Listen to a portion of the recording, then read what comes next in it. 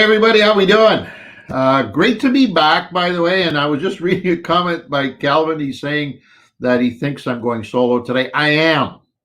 I lost my seat last week, damn it. So I'm going to take full advantage of the full screen, sort of. We do have a special guest, as you all know by now, joining us here in a few minutes.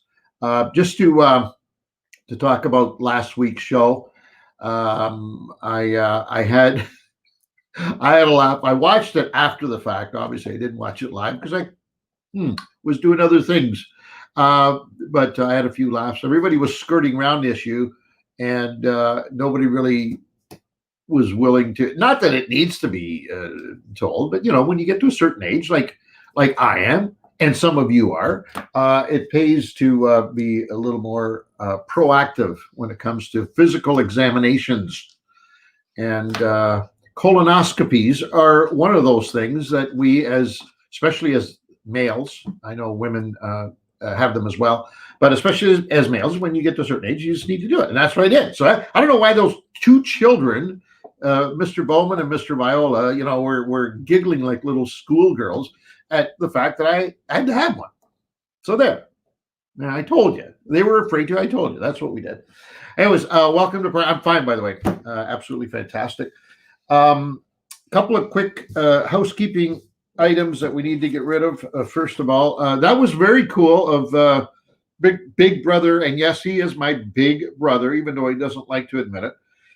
Big Brother Reno.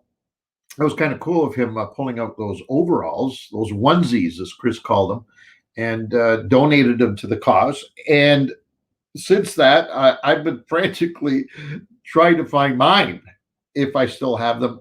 If I do, and I believe I do, I just have not found them yet. But what we're going to do is get them both out. And how we're going to give them away is we're going to pick a charity. And we have a couple of them in mind already. And what we'll do is open it up for auction. And 100% of the proceeds will go to the charity that we pick. So stand by on that one. Let me give me a chance to find mine, and you will have a piece of memorabilia that, for sure, one-ofs. There's no doubt about it. Speaking of one-ofs, thank you very much to all of you for making this little beauty possible. We finally got our cookbook in from Daryl Cronzy. Thank you, Mr. Cronzy. Actually, thank you, Monica, his wife. If it was up to Daryl, we still wouldn't have them. But we did finally get them because you requested him to keep good his promise that he made here on this show. So there you go. Do we have? By the way, what a wonderful young man there. Look at that. Holy smokes! And we have them. We have the latest. There he is. Beautiful. He doesn't look. Well, yeah, he does. All right. Anyways, thank you. Great cookbook, by the way. Too bad it's not on the market anymore, but just some great recipes and good information. What else we got? The poll. We're trying to do this weekly poll thing. I know you were involved in it last week. This week's poll went up on Wednesday, and we are going to reveal the results here on this show at 1:00 or thereabouts, as close as we can. The poll was simply this: if you had your druthers and you could only fish one way, would it be solo or with somebody? And I know that sounds kind of a simple answer to most of you, but you got to really give this some thought, because both of those are fantastic ways to spend a day on the water. But if you can only do one, which would it be? So your comments would be appreciated. You can go and reply to that, respond to it on the Fishing Canada Facebook page, and you can put your vote in up until 1:00 today, and then we'll tabulate it, call it a day, and Jordan and Michael will give us the results. All right. What else have I got? Oh, somebody says, thanks for welcome back. Well, you're welcome, Fred. It's great to be back. How'd you like that, by the way? Pete and I have talked about this at length now that we've done this show for, I believe, about 90 days, 3 months. Various formats that it might evolve into. And one of the things that has come up with the team is, do we do these things solo? Is there better programming to be had by having one host and a guest, as opposed to two hosts and a guest, which is, a question that maybe we should throw out to you, the audience, because that's the only answer we need to hear. From our standpoint, although Pete and I have worked together for the better part of 4 decades and we enjoy each other's company, sometimes, we get in each other's way as well. So it might be a case here where we need to maybe alternate week in and week out with one of us on. I don't know. I'm just throwing it out there because it's something that's been discussed. And from a personal standpoint, I'd really like to hear the comments, what you think. One host with a guest or two hosts with a guest is the question.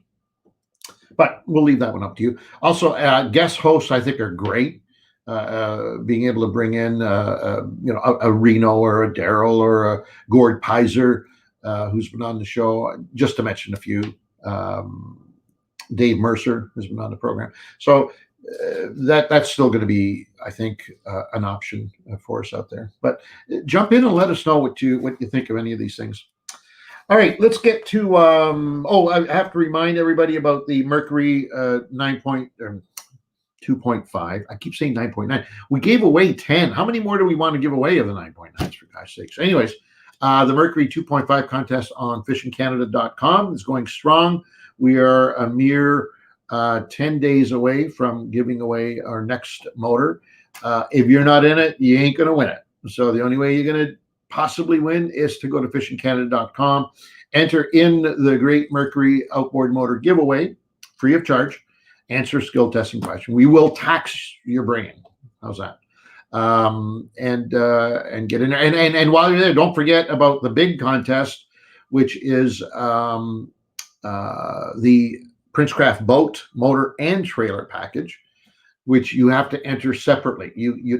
A lot of people are still assuming, and we know this because we see it. We see the actual ballots, right? There's people that are coming in entering the Mercury motor contest and not the boat motor trailer Mercury motor contest.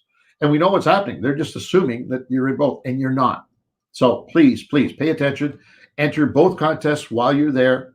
It's not a big time consumption. It's absolutely free. And the only way you're going to be able to be eligible for both is to enter both separately. So there you go. What else have we got? Anything else I'm forgetting, gentlemen? Don't forget all of our social media connections and stuff to stay in touch with us. We'll talk about that later on. Follow us. There you go. Thank you, Michael. Follow us and also subscribe. And there's a reason why, we keep, I guess, harping on this, but if you subscribe to our product, it means that you are enjoying our product. If you don't subscribe and just use it, we don't know. We don't know that you're out there, and we cannot include you in our package. And our package is designing programming that we think fits well with you because you're the demo. And so if you don't subscribe, we don't know you're there. It's as simple as that. So make sure you subscribe to whatever vehicles of ours that we're on that you're using. I'm not asking you to do something that you don't need to be involved in. So you're already involved. Just subscribe so that we know who you are. All right. My guest this week, and I've had the pleasure of spending a bit of time with her on radio, on Outdoor Journal Radio, I guess I was just at the beginning of this pandemic. And I was fascinated, absolutely fascinated by this person. Aside from the obvious, how can you not be fascinated? First of all, she's in my industry. She's a filmmaker, has made a couple of tremendous documentaries already. And so that's number one. But, she's in the outdoors, and that's where I live. So the connection there was instant with that. But all of that, you can almost say, is immaterial compared to the fact that this person has taken it upon herself to spend 5 years documenting this incredible piece of art that will eventually be seen by millions of people everywhere. A film called 500 Days in the Wild. And she's been on this journey now for 5 years. She's on the longest trail in the world, and it's here in this country, in Canada. It's a walking, paddling, biking, snowmobiling, skiing. It's all of the above. It's a trail that's connecting this country from coast to coast, from Newfoundland to BC, right up into the Yukon.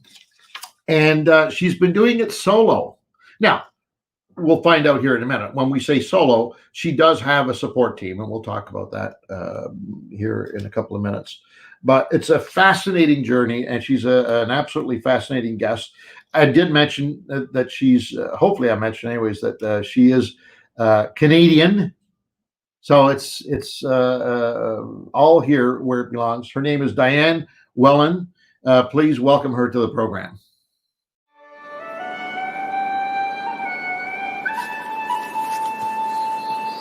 When I left on this journey, I felt like we used to live in a society and now we live in an economy, and it lost all its meaning for me. Is this what you call a midlife crisis?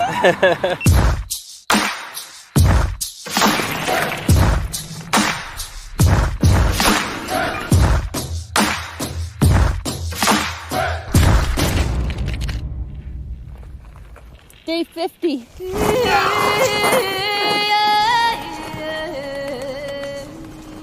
I left Newfoundland in 2015 on a 24,000 kilometer journey across this land.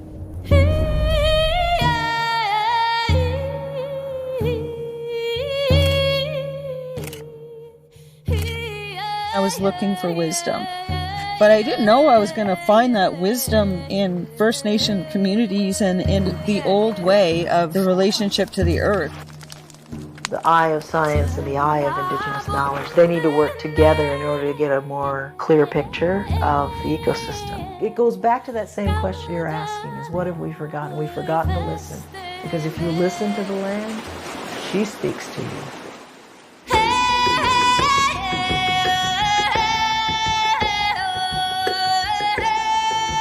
There are dangers out there. My clothes on. I got the bear spray. We wish you no harm.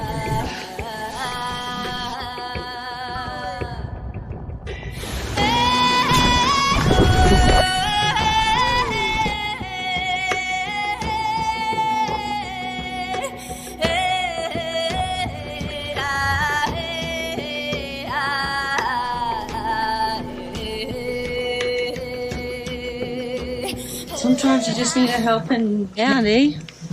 We're in this together. Two little fragile spirits.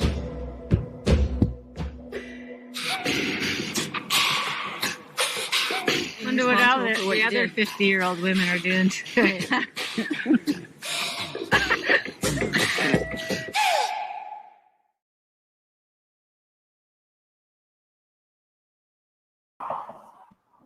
Welcome to the program, Dan. Hey, Angelo! Nice to be here. What a great trailer that is. Absolutely outstanding. I think it really captures the essence of what you're doing. And on behalf of the entire viewing audience, I just want to thank you for taking the time and joining us today. Oh, thank you. I hope it's not too rude that I put these shades on every once in a while. I had to find like a nice place to sit here today, and I'm in direct sunlight, so I'll try my best. Great setting for a backdrop, though. You couldn't have picked anything. What's the mountain range behind you? Cascade. Is that right? Cascade Mountains, yeah. Okay, Cascade Mountain. So first of all, let me just set the stage for folks wondering. I said, Diane's been on a 5-year solo trek across Canada. Now, she does have a support staff, obviously, because she's documenting this. This is a film that she's making. Yeah.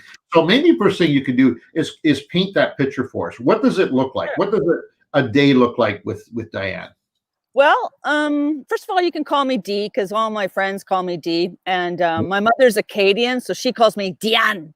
And my father is a Newfoundlander and Irish. So everybody just decided Dee was much easier way to go. So, and you're my friend now, Angelo. So please feel free to call me Dee. Thank you, Dee.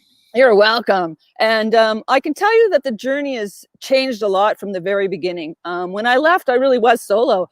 I didn't have any money. I'm an independent filmmaker. I was applying for grants, but I owned my own equipment. And I mean, I'm a cinematographer and I know how to make films by myself. So off I went on this long journey. And before I left, I had the good fortune of connecting with a really amazing group of women in Halifax, all filmmakers and producers themselves. And we were all part of a 6-month project to help bring more women into the film industry. And it was organized by Women in Film Atlantic and Jan Miller, just incredible. And there I met a woman named Dianne Whelan, who's another filmmaker. So for the first 3.5, 4 years, 3 years really, she was out here supporting me as a filmmaker. Not all the time. She would find me on the trail every couple of months, do some filming with me and make sure I was good to go. And often also helped me because I'm moving between mountain bike riding, cross-country skiing, snowshoeing, mountain bike riding, and of course, I think close to 8,000 kilometers I would have paddled in a canoe. I need help moving between these different things. But I can tell you that that help is extremely grassroots. Nobody's getting paid, including myself out here. This film is being made by the currency of kindness. And that's what's so cool about all of it. And at first, of course, I was afraid of that. I'm like, how am I going to make a film this way? But actually, you know, one of the first lessons I learned on this journey was you are what you carry in your heart. Like whatever we create, wherever we're going, it is completely influenced by what we carry in our heart. And I was told that by a Mi'kmaq elder named Danny Paul.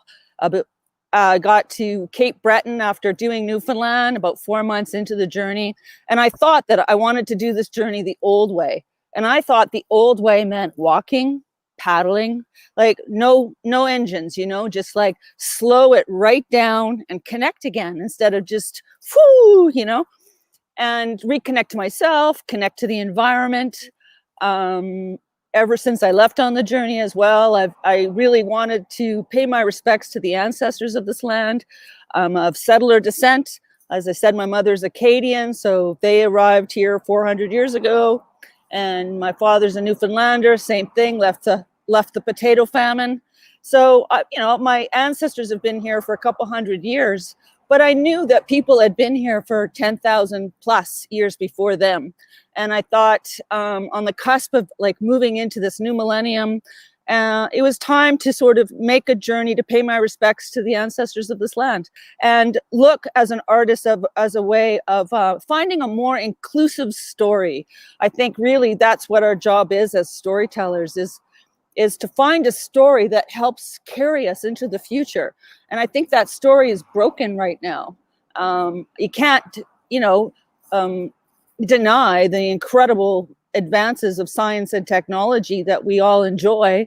And right now, those scientists are working extremely hard at trying to find a vaccine for COVID, obviously. So I'm not denying the, you know, all the wonders that have come from that, but it's come at a cost. And that cost has been to the ecology of our planet. I think it's hard for us to see the big picture because we're so finite in our own existence. But the reality is the last century saw resource extraction cranked up by 1,000%. I mean, it just went way out of, and, you know, not only are we connected by the fact that we all live on this planet, so we all share the same land and water, but we're also all connected in that we're also all tomorrow's ancestors. And that comes with a responsibility. And I've learned so many things over the last 5 years. And as I said in that trailer, where I find my hope is in Indigenous communities and in some of the traditional Indigenous wisdom in terms of how we can live compatibly with the earth. And we can't turn back the clocks of time. There are 8 billion people on the planet, and they all need to be fed. So again, I'm not talking about some airy-fairy idea here, but what I am talking about is a shift in mindset.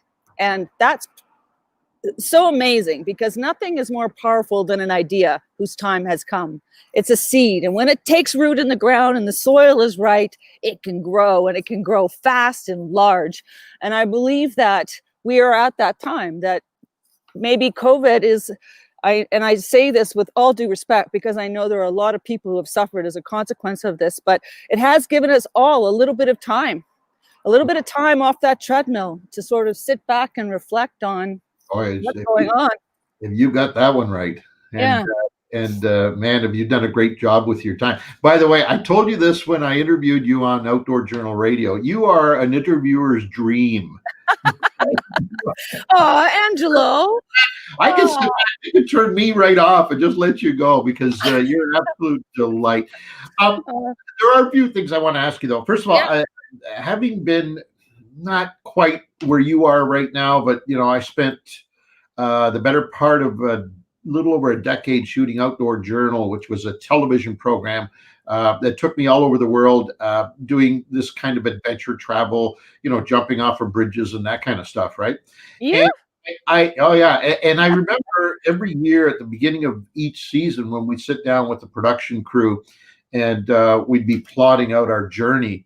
I remember the excitement in the room, because we were going to spend the next 12 months roaming around places where most cases where nobody had ever gone before. And I was thinking, I have to ask you that question. Take us back, if you could, 5 years ago, when you first knew it was done, everything was in place. You knew you were going to embark on this journey. Yeah. Can you share that moment with us, if you could, please? Sure. Well, I don't know if anybody here ever looks at a tarot deck, but there's one character called the Fool. And that was me when I left on this journey 5 years ago. There's something about human passion, like we get these grand ideas and there's nothing stopping us until, of course, you take your first step and go, oh my God, like what have I gotten myself into here? So when I left, I had way too much weight on my mountain bike. I was trying to carry an entire film studio and all my gear. And it turns out you don't need 3 pairs of pants. Maybe you just need one. I don't know. So the first 10 days, I was kind of like a little bit more type A personality when I left too, like 500 days in the wild has turned into 5 years. So clearly there was a shift in there somewhere. And right. So I left thinking, okay, I got my little schedule. So if I go 50 kilometers a day, that's what we got to hit. And so it was day 10. And I realized I hadn't even hit the end of day 1 yet on my schedule. So I had to have a really sober moment with myself. And I'm just like, okay, what's this all about? Like, what's the schedule all about? And does it really matter? And why did you even create this thing anyway? And I lit a little fire and I just burned the schedule. It just said, let it go, Dee. It's not why you're out here. You're not out here for athletic achievement or anything. I'm out here as an artist trying to make a film. And and so just slow it right down. And I also feel a huge responsibility to do this safely, because I get so many emails now from people all around the world that are totally interested in doing this trail. And I don't think anybody in Ottawa really thought that when they built this trail, people would try to do all of it, which tells me that maybe they weren't really well, if you understood the culture of long trails, you would understand that if you build a long trail, people will come and try to do the long trail. And for me, like, I have a vision for this trail. It's like a little child right now that's just come out of the womb, right? This trail just got born a few years ago. 2017 is when it was opened up officially. And I started 2 years beforehand thinking, oh, I'll get the film done before the trail opens. And anyway, so when they originally conceptualized of it, it was to celebrate Canada's 150th birthday, right? That's another reason why. It's like, okay, no, like there were people here 10,000 years. I think we're all feeling a little weird about this. I love my country. I want to celebrate my country, but we need to do this differently. We need to do this. Like, we got to rewrite some of these stories. We got to like honor the people that have been here for a long time. And so, yeah, that's more or less what was kind of going on for me at the time, Angelo.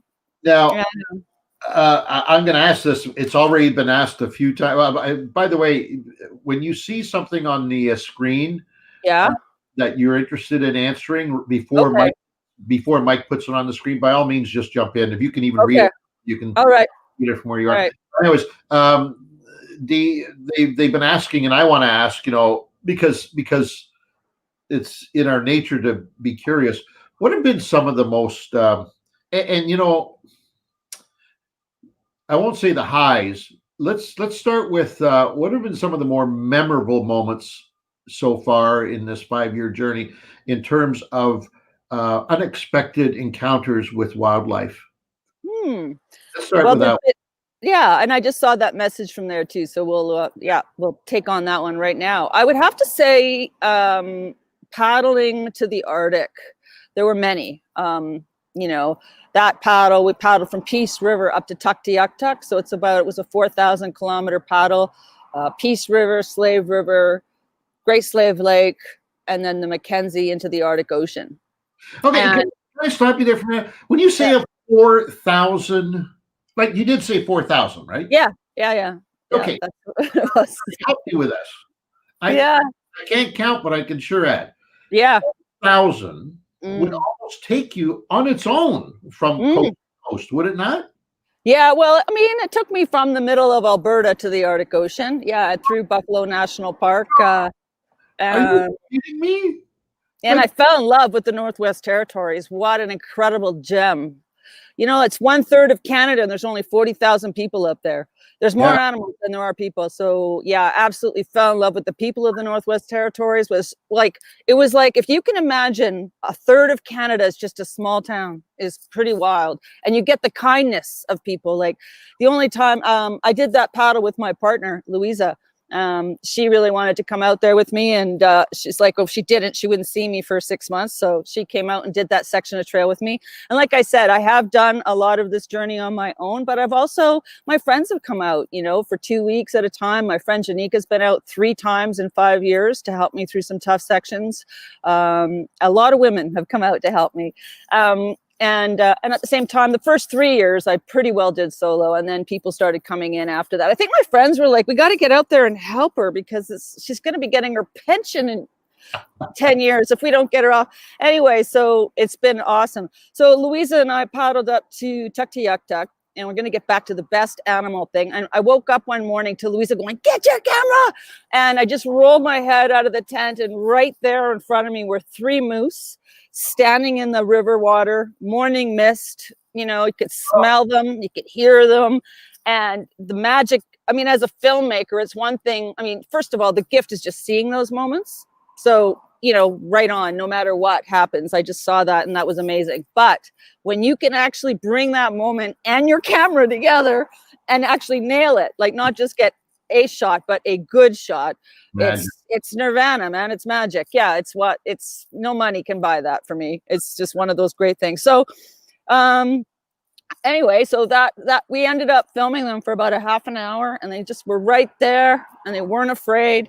And yeah, it was amazing. Also had many moments with bears on that journey. Probably filmed 30 different bears.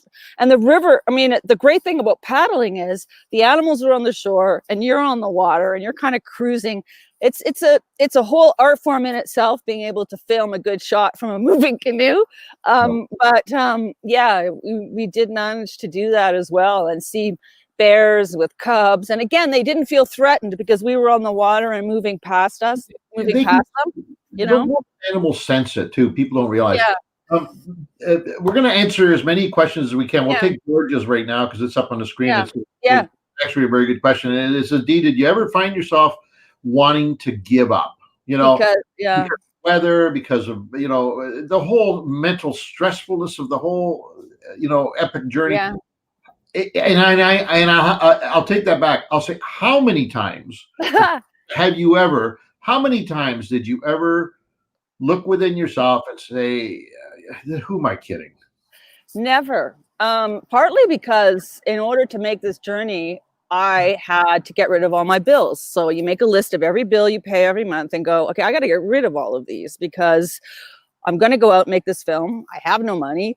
So whatever revenue I get from other work that I've done, because I own my work, so I still get a little bit of royalty money from it. So whatever I get and whatever I can earn while I'm out there has to go into keeping me going.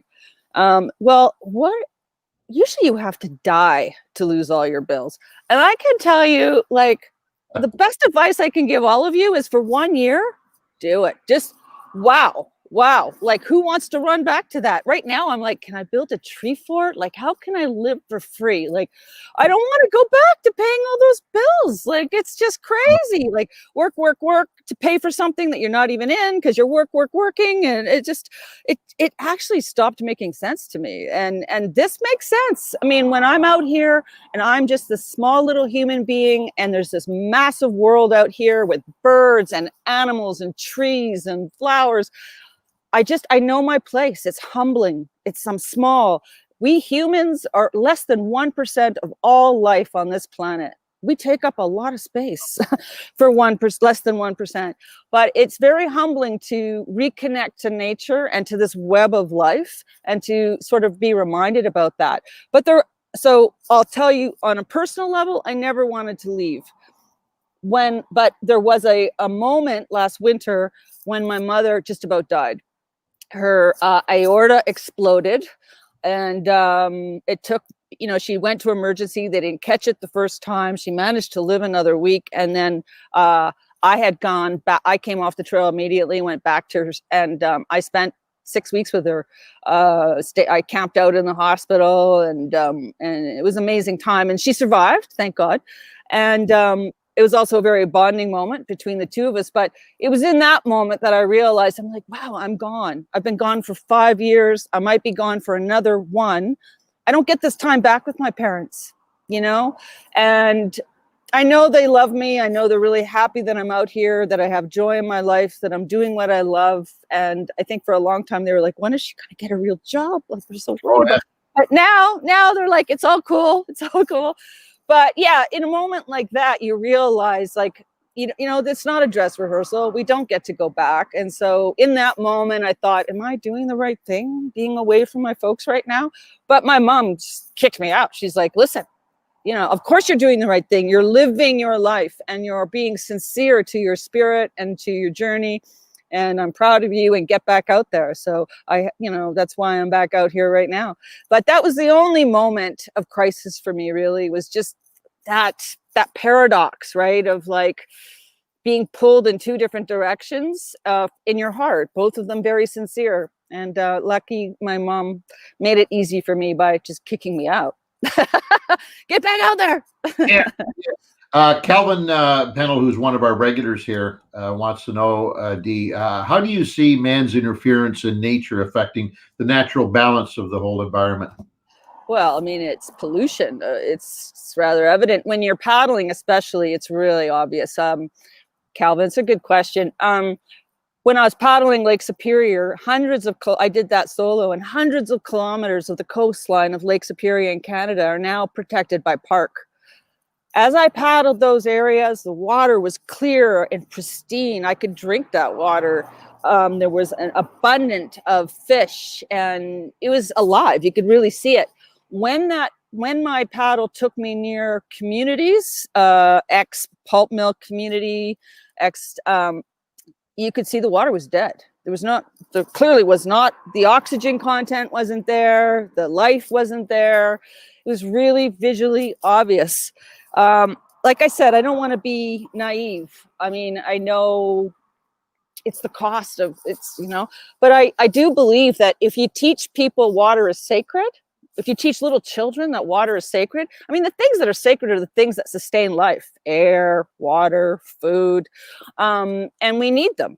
The future needs them. So for me, and that's what we owe the future. We owe the future clean water. We owe them clean air. We owe them the very basic ingredients of existence. We inherited that, and we need to pass that on. So that's where I think our impact is. It's environmental is our impact. I also think there's a sociological impact of people increasingly becoming more and more isolated. There's more anxiety, more depression. These are real issues, and I think that they're connected to a fragmentation of our society. One of the great lessons I learned, it was in an Indigenous community. It was when I was in the Qu'Appelle Valley in Saskatchewan, and Janine Windolf and Jake and amazing people, all of them, Holly. I spent time with the Lakota Dakota people and the Cree people. And we filmed buffalo, and I hung out for a long time. When I film in these communities, they're collaborations. I stay for a month sometimes, and these stories that get told in the film come out of conversations and circles that we do and we share. And anyway, one of the things they taught me was the importance of kinship, and in the Cree culture, they don't define poverty by money. Poverty is how alone you are. And I sat with that for a long time because, in Western culture, we really romanticize the individual. We romanticize, I don't need anybody. I'm so strong. I can do this all on my own. And that is a broken story. That is not true. We need each other. We absolutely need community. We need family, and we need kinship. And that whole romantic idea is a broken story. That's all I can tell you. And for me, having left solo, it's been a real lesson for me to learn because I romanticized that myself. Sure, and we all yeah, and it's been very humbling. Andy Lynch has a similar experience to yours. He says, I know what you mean about being humbled by nature. I was out on a 4-year adventure. Right on, Andy. And overwhelmed a couple of times, but made it through. So that's right on. And we'd probably be amazed at how many people have been on, not compared to yours, but on similar journeys where they've just said, "The hell with it! I'm done with this. I'm out of here." So it's interesting. Here's a good one. Don wants to know, how do you deal with all the bugs? Just don't shower. They don't, what they love is that body cream and that underarm deodorant. If you leave all that stuff behind and you just start smelling like your natural self, turns out they're not so interested in you. No. The other thing is to find a person who's got a blood type that they love more than yours, because it seems to be the case where certain friends of mine have come out with me, my poor partner last summer, and they get all the bugs and I don't seem to get them. So I don't know. They don't bother me as much as a 50-minute lineup in front of a donut shop would really piss me off. You know what I mean? Like, I don't want to wait 50 minutes for a donut, but bugs don't bother me. I remember when we did the radio interview, you said I'm anything but athletic. I'm a filmmaker, I'm not an athlete, but yet here I am challenging myself every day like an athlete. Yeah. What's been the most physically challenging thing that you've had to do in this crazy journey of yours? Every morning getting out of my tent, Angelo, is physically demanding. I got to roll and slowly unroll my body. I mean, for sure, I feel 55 years every time I wake up in the morning. But, it's just like once the engine gets going and you start moving, it all starts feeling better. But no, I mean, I kept thinking, this pain is going to go away after I get in shape. But I guess, it's 5 years and I'm still hurting. So I don't know. I don't think so. I keep hearing, every time I hear you say 5 years, it just blows my mind. Yeah, me too. If I'm on the road for 5-6 days in a row anymore, I want to hang myself. Back home, you're talking 5 years. Yeah, I know. It's incredible. I had no idea. Like, hindsight, right? If I had known it was going to take me this long, would I have ever started it? I don't know. A lot of interesting things, though. When I left Newfoundland, I remember looking at the map and going, okay, here I'm close to a community. Oh, okay, great. I'll feel safe there. Oh, there, I'll be so close to a community. I'll feel safe there. Oh, in this section, I'm going to be way in the middle of nowhere. Ooh, I'm a bit scared of that. Interesting. Within about 6 months into the journey, it was like looking at a map going, ooh, I'm going to be close to a community. Yuck. I'm kind of scared of that. Oh, good. Then I'm going to be out in the middle of nowhere. Phew, it'll be great. That's Huge right. paradigm shift in terms of where I felt safe and where I felt threatened. And, you know, I think a lot of women, and maybe men too, you can tell me, guys. I mean, it's just like, but as women, you know, the idea of being alone in nature, we're terrified. Just like, okay, the bear thing or the cougar thing. But men, people, you know, you just feel vulnerable. And I had to overcome those fears when I began this journey. And the only way to overcome it was just doing it. And as weeks went by and as months went by and nothing happened to substantiate the fear. And I realized that fear is just, it's like that little dude in the Wizard of Oz hiding behind the curtain, you know? You see the shadow of the fear and it looks like a friggin' dragon. But once you get to the source of it and you pull back the curtain, there's just a short little man, you know? And there's nothing to be afraid of. And that's sort of what I kind of realized as time went by out here. And the other thing I'll tell you is, and I was afraid of men a little bit, you know, like being alone out in the woods. I don't know what's worse, being raped or killed, you know, like frankly. So, and yet every person I met hunters in the middle of a storm in Nova Scotia. I was terrified. Those men were amazing men. And every person I've met out here has been kind to me. And nobody has scared me. Like all they've done is offered me water, food, you know, looked at maps and said, this is a better way to go, or, you know, giving me heads up anyway. So I remember, you know, reading that piece that happened to you with those hunters in Nova Scotia. And for a moment, you know, because I'm a very visual person, right? So when I read something, if I can't visualize it, it's lost on me. So I'm envisioning you as you were telling that story of these two burly, knuckle dragging Neanderthals coming through the snow, and I thought, it was actually coming through the mud. It was like hurricane winds, right? Trees were snapping, and I couldn't set up camp. I was lost. My equipment was down. I hadn't laminated my paper map, and it turned into pulp, and the whole thing was a nightmare. And just at the last light of the day, these guys in an ATV or side by side, full fatigues, you know, big burly dudes, and really, and you know, they had their guns and their bottle of rum, and I'm like, oh my God, this is it. Woo, woo, woo, fear, fear, fear. But the thing was, I was afraid before they arrived. So I should have been happy when I saw this vehicle coming out of nowhere after seeing nobody for days. And I wasn't, because I was already scared. And Angelo, it's another lesson right there. Unfortunately, so much, like if it bleeds, it leads. That's what they teach you at journalism school. And we give shadow the front page of the newspaper, even though it's just shadow is just a small little part of what we have to give. Yeah. And so when you are in fear, everything that comes at you, you're going to take from that position of fear, right? You're going to go, I'm scared. So now the whole world is fearful to me. And that's why I was afraid of those men. I was already afraid. And so everything that was happening to me was coming from that perspective of fear. And, you know, hopefully one of the things that can change as we move forward is like, let's stop giving shadow the front page of the newspaper and the lead story on everything. Of course, we have to talk about these dire circumstances. Of course, they're important, you know, and the other great thing that's happening with COVID is the death of celebrity culture. Today, the celebrities are the nurses and the doctors and the people that are helping the people. Those are real celebrities. Like, you know, the people, like, you remember, the people that get remembered in 2,000 years are not the dudes that are building the big towers downtown. Those towers will fall. They'll be replaced again and again and again. The only thing that survives time is stories. Concrete, falls, wood rots, stories live on. And, you know, if you think about it, the stories that have lived on have been about kind people. Good for you. Good. You know what I mean?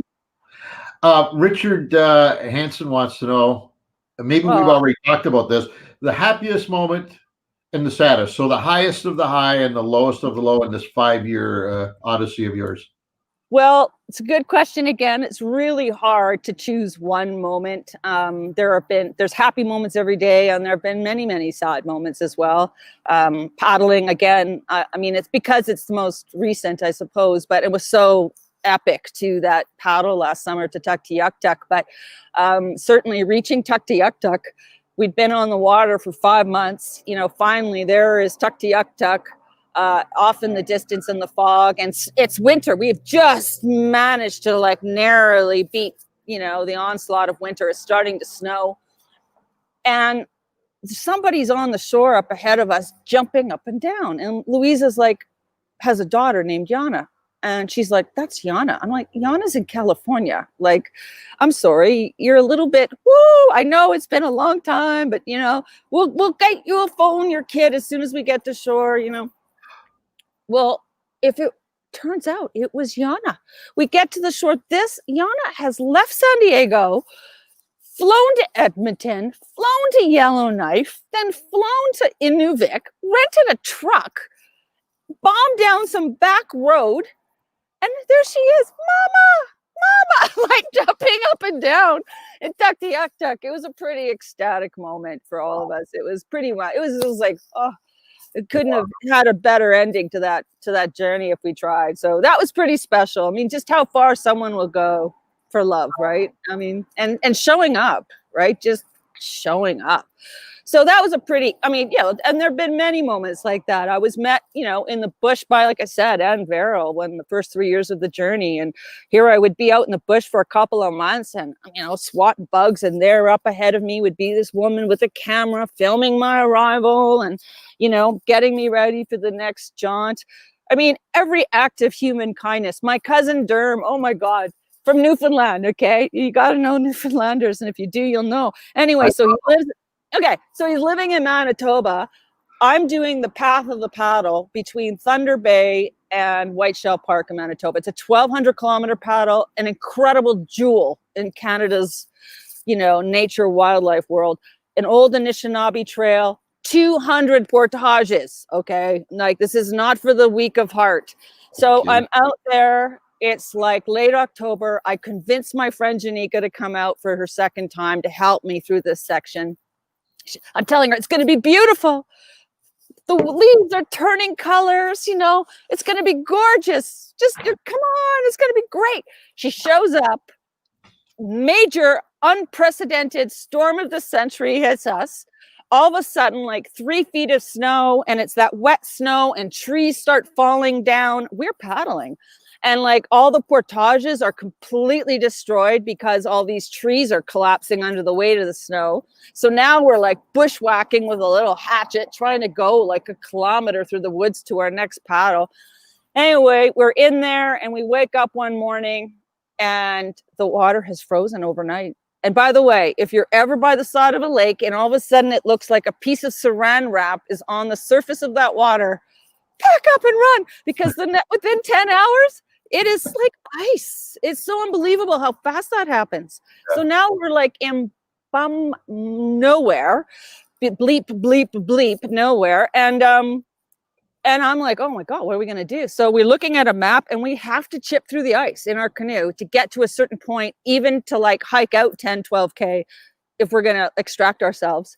So I've got like, she had this little tiny hatchet. So she tapes it onto the front of a stick and she's pounding from the front of the canoe. And I use a kayak paddle when I paddle, but some wise friend, and I can't remember who, said, bring a wooden paddle too. And I'm like, okay. So I always have a wooden paddle with me. Actually, I usually have a couple wooden paddles with me. And of course, you cannot break ice with a kayak paddle. You need your wooden canoe paddle to break the friggin' ice. And so It took us hours. I mean, there's a funny little video on the YouTube channel where I think, you know, because people could follow me on a spot. I carry a spot GPS as an, you know, emergency thing, but also it really verifies that I do every inch of this thing. And Anyway, so we're laughing in the tent because it took us like 8 hours to go like 40 feet of the water thing. And like, you know, we're like, people are probably looking at our GPS going, oh my God, it took them 8 hours and they've gone 40 feet. But anyway, we eventually break through, we get to the other end, and my friend gets on the satellite phone. And, you know, and one of the things I'm proud of is in 5 years, I've never had to ask for help. Like we've never tapped into any kind of emergency services. Whenever I have a problem, it's that, you know, currency of kindness that I turn to. And so on this particular, I knew my cousin lived in Winnipeg, which was like an 8 or 9 hour drive away. So anyway, we phoned him up on the satellite phone and I'm like, Derm, you know, we need some help. I need some help out here. We're stuck. Like it's going to take us days and days and days to like hack a trail out of here. And of course we got the canoe and everything. So he's like, yep, no problem. I don't think he plays golf, but he's not like an extremely energetic dude. Anyway, he in true Newfoundland fashion, there is no. If you're a Newfoundlander and someone says, I need your shirt, you just give them your shirt. That's what Newfoundlanders do. So Durham gets up, him and his partner, Karen, they go pick up 2 of their friends. They get some ATVs, some chainsaws, and it took a week, but you know, we hacked out this way, they hacked in that way. And there's a really beautiful short film on that one too, called The Boys of, I think it's called The Boys of Manitoba or something like that. I can't remember what I called it, but really funny and great, like total Canadian, like gotta love it. Just get out there and just like cut our way through it. And yeah, there's been so many experiences like that are memorable. But like I said, it's the kindness, right, that you remember the most. And it's what I'll take away from this journey. It's the moments and they're exciting, and the adventure, it's exciting, but it's the kindness. You know, it's just human kindness. Every one of these stories that you're sharing is just, it dawns on you. They're so inspirational. You know, I want to throw this out to folks that are watching and listening. You know, if there's somebody that you know that can use a little pick me up, call them, mail them, whatever you want to do. Get them hooked up to this. I think one of the best webcasts that we've had so far. Aww. Well, there's just so many inspirational moments. I'm listening to you. I'm all pumped up. I'm ready to climb Everest now, which, by the way, I want to remind folks that you're no stranger to doing that as well. Yeah, I didn't get to the top though, Angelo. I guess what I did was I spent 40 days on the mountain. And according to Sherpas, there probably have been fewer people that have spent that much time above 18,000 feet than there have been people who have summited the mountain. Actually, nobody spent. I didn't know that. I didn't realize that when I set off on that journey either. I thought, oh, I'll just spend 40 days on the mountain. And I think I definitely lost a few brain cells as a result of that, which might explain the journey I'm on now. I'm not sure, depending on who you talk to.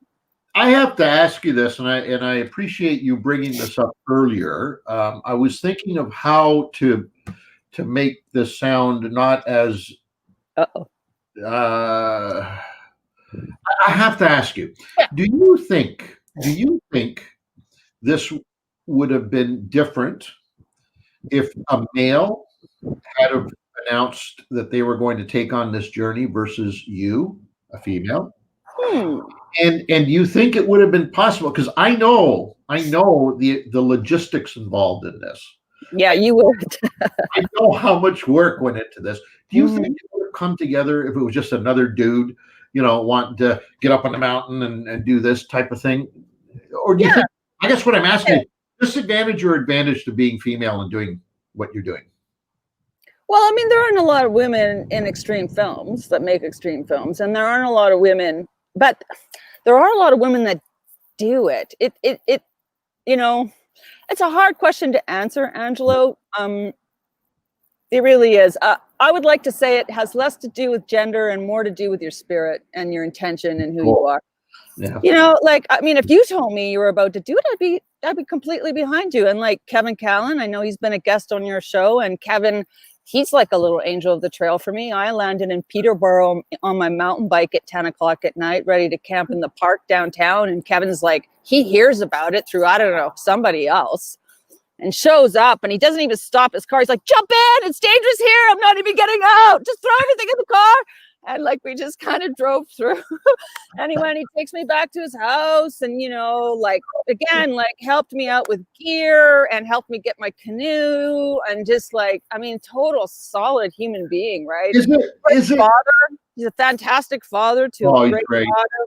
You know, I love him. so I love him again, to death. if Kevin was to contact me and tell me that he was going to do a journey like this, I'd be completely like, yay, great spirit. He is not about ego. He's about community and helping other people. And it's all about the individual. I think if you get an egotistical maniac that wants to do it because they're looking for some, I don't know, for personal whatever, it becomes meaningless. Do you know what I mean? But no. Is it a coincidence that all people that love the outdoors and you know nature have that sort of attitude and outlook towards life? I don't think it's a coincidence at all. I don't think it's a coincidence at all. One of the things that blew my mind, and Louisa's too, when we were paddling up the Northwest Territories, we never saw anybody in a canoe or a kayak. Like we saw nobody. The only people we ever saw were hunters, and they were Dene hunters. And you know, all of those people said to us, it's like, any cabin you see, anyone on the shores, any like hunter's cabin, whatever, on the shores, if you need it, you just go into it. And if they lock it up because they have to, because of bears or whatnot, that there will be a hammer hanging somewhere or there'll be something so you can utilize it to go in. Now that is a completely different relationship to private property, because like while I was like, I don't know, I've been other places where it's all private property around a lake and heaven forbid you step on the property, right? Like there's an entitlement to the land. Entitlement.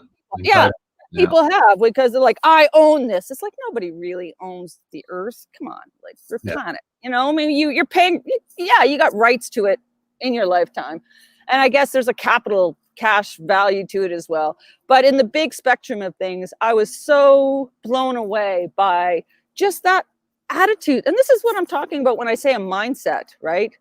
A mindset just means it's like it's a shift. Instead of teaching people this mountain is like is all here for resource extraction, you know, instead of like, this is an elder. This is an elder with stories.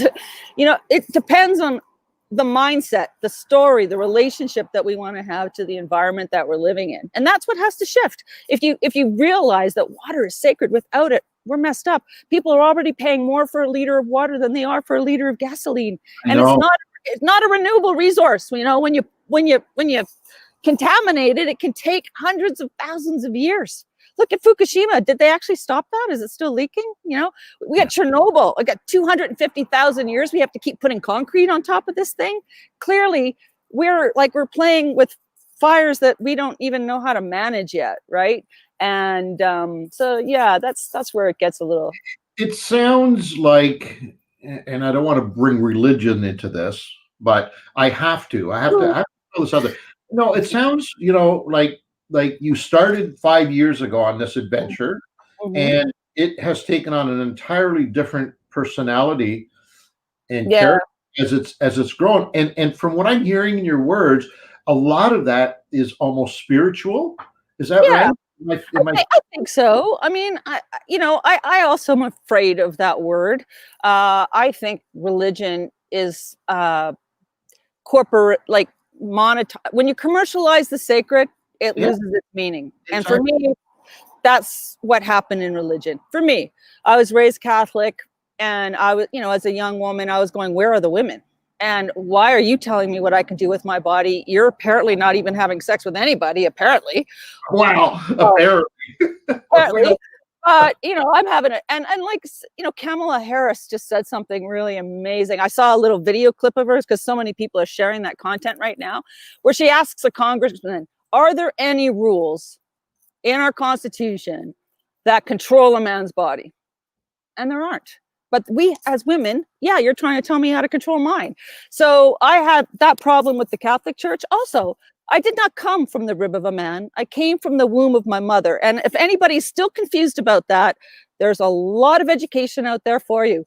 But I can say we all come from our mother's wombs. And I really believe that the attitude towards the earth, the violence towards the earth, and the violence towards women are one and the same thing.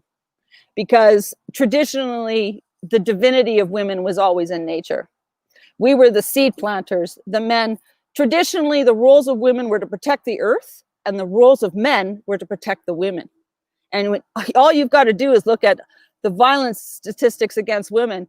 2,000 murdered Indigenous women in our country, and until Trudeau became prime minister, there wasn't even an inquiry into that. Mm-hmm.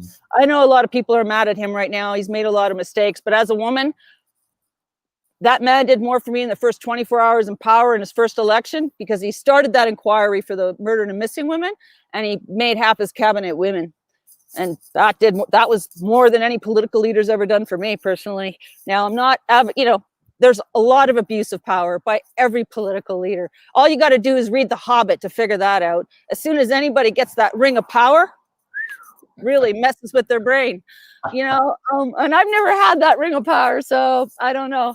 I can't, you got to walk a mile in someone's shoes. So there's always going to be mistakes that are made. But for me, anyway, the murdered and missing women, as a woman of this country, that was just, I can't take it anymore.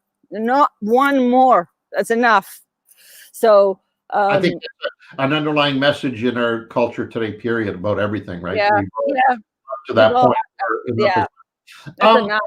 A couple, I don't want to completely make left turns and right turns here, but I need to ask you, because I'm going over the logistics of this whole thing as we're talking here. Yeah. How about food? Like, how are you dealing with food? Are you gathering from the land? Are you hunting? Are you fishing? I'm not hunting. Okay. That's a great question. I'm not hunting, although when we went up to the Arctic, we got our gun licenses. We got, we did the course, we got the gun licenses, and then we got a 12 gauge in Hay River. And the reason why we got a 12 gauge in Hay River was there was death on the trail. There was a man, we didn't meet him, but we heard about him. He was 2 weeks ahead of us on the same river with another woman, Julian Gauthier. And he was also an artist. He was from France. He was recording nature sounds during the paddle that he was going to bring back to a symphony in France. And they were going to mix the sounds of nature from the Arctic and from his paddle on the Mackenzie with music. And so I could very much relate to this person's spirit, who I never met, because he was inspired to do something kind of similar to what we were doing. And he was yanked out of his tent in the middle of the night by a grizzly bear and killed.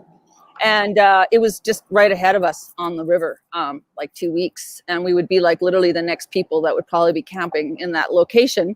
So at that point, the journey for the first time in 5 years at that point, or 4.5 years, because I'd never carried anything except a can of bear spray with me. We started like fully loaded 12 gauge all the time in the canoe, in the tent. And about 2 weeks after that, we had a really bad bear come into our camp in the morning. You see just a couple seconds of that in the trailer when Louisa's like, we mean you no harm, we're yelling at the bear. And fortunately we did not have to hurt the bear. Louisa fired, and it was Louisa. I was in the tent looking for my pants. I was really not much help. I did film some of it. And then once I got out of the tent, still trying to get my pants on, I grabbed the canoe and started loading the gear. And our first instinct was like, let's leave. And then we were like, oh my God, we're in the Arctic Circle. We actually have to bring all our stuff with us or we will die. So anyway, the bear was not afraid. Louisa fired 2 shots, buck shots, and we had the next ones ready to rip. But the bear did sit down, and after 2 shots, like not gonna run away, but it did sit down to stare at us. So we managed to pack up and get everything in the canoe and paddled away. And the most incredible thing was, as we paddled away, we actually were totally like probably adrenaline, but we both still had full coffees, and we're like, oh my God, how did we get out of there with 2 full coffee cups? I have no idea. Anyway, you can tell what our priority was. Don't spill the coffee. Don't spill the coffee. Anyway, we got out of there. And we heard later from a Dene hunter that the previous summer, there had been a man from Algonquin, Ontario. He was paddling and camped on the same island, and that bear came in, and he got so scared he ran, and he didn't take his gear. And that bear went to town, right? Like, yippee, food and like whatever. So, you know, we had to draw. That's why the bear was coming in to see us. It was like, right on. But at that point, and I'll tell you, it was Louise's idea for the 12 gauge. I'm like, no, I don't know about the gun. You know, like what happens if we have it? Then we're kind of inviting that kind of trouble. I can tell you right now, I was really glad I didn't have to wait till that bear got 6 feet from me. And, you know, like. Yeah, exactly. Yeah. Does this work? No, 12 gauge was absolutely necessary. If you're going to go up into the high Arctic or the high north of Canada like that, animals are different up there. You are part of the food system. And like I said, it was perfect in that animal didn't get injured. You know what I mean? We were able to stand our ground so that bear knows, okay, they're standing their ground. And we left out of respect and fear. And but nobody got hurt, right? And most of, you know, like I said, like we saw 30 other bears that weren't an issue. But, you know, you're not in Disneyland. I'm glad you said that because, you know, people forget bears are not much different than people. No. They all have different temperament, different personalities, and any one of them is apt to turn good or bad, you know, in the blink of an eye. And Angelo, there are days, I mean, since you talked about colonoscopy, I figure we can talk about my moon time, but like there are days where I have a cramp with like, if I got my cramps or something on me, I'm like that bear, like, you know, watch out for D, man. Like the bear in me comes out. So I get it. Yeah. I get it. Yeah. Calvin wants to know, how do you deal with sanitation? I was going to ask you this, and I'm glad my buddy Calvin jumped in instead. How do you deal with the whole sanitation thing on the trails? And not just what I was going to ask you, but, you know, garbage, food supplies, personal necessities. Yeah, no, really good question. Everything gets packed in, gets packed out. If the season is good and I can burn some stuff and there's not like a fire warning on or whatever, then it gets burnt. When I paddle, I don't bring toilet paper. I bring like a washcloth that I use, and then I go to the river and I clean it. So there are ways of minimizing some of that garbage. Also, when you're packing your food, you take it out of any kind of packaging, obviously, that it comes in. And when you're going for 5 months, you're always buying bulk anyway. You're like making, you know, you get a bulk bag of flour and you make your bannock bags, you know, or you make your oatmeal bags, and you're thinking, you know, mass. You know, I also carry, like, you know, the canoe had like a huge food barrel in it. So all your smell and everything like that goes back into the barrel at night. And then that barrel gets strapped to a tree or something. And you bring a little shovel, obviously, as you know, for any kind of bathroom needs, that you just kind of dig a hole and cover it up when you're done.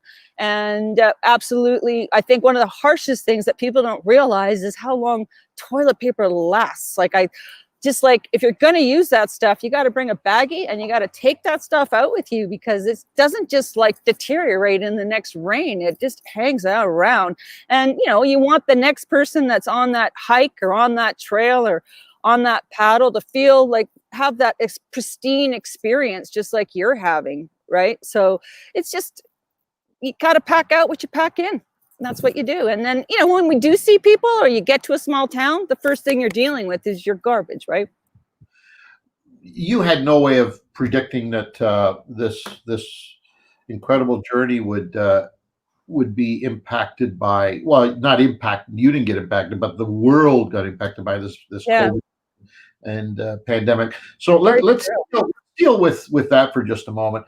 Sure. I know some of the folks have been asking that question. First of all, have there been any medical issues at all?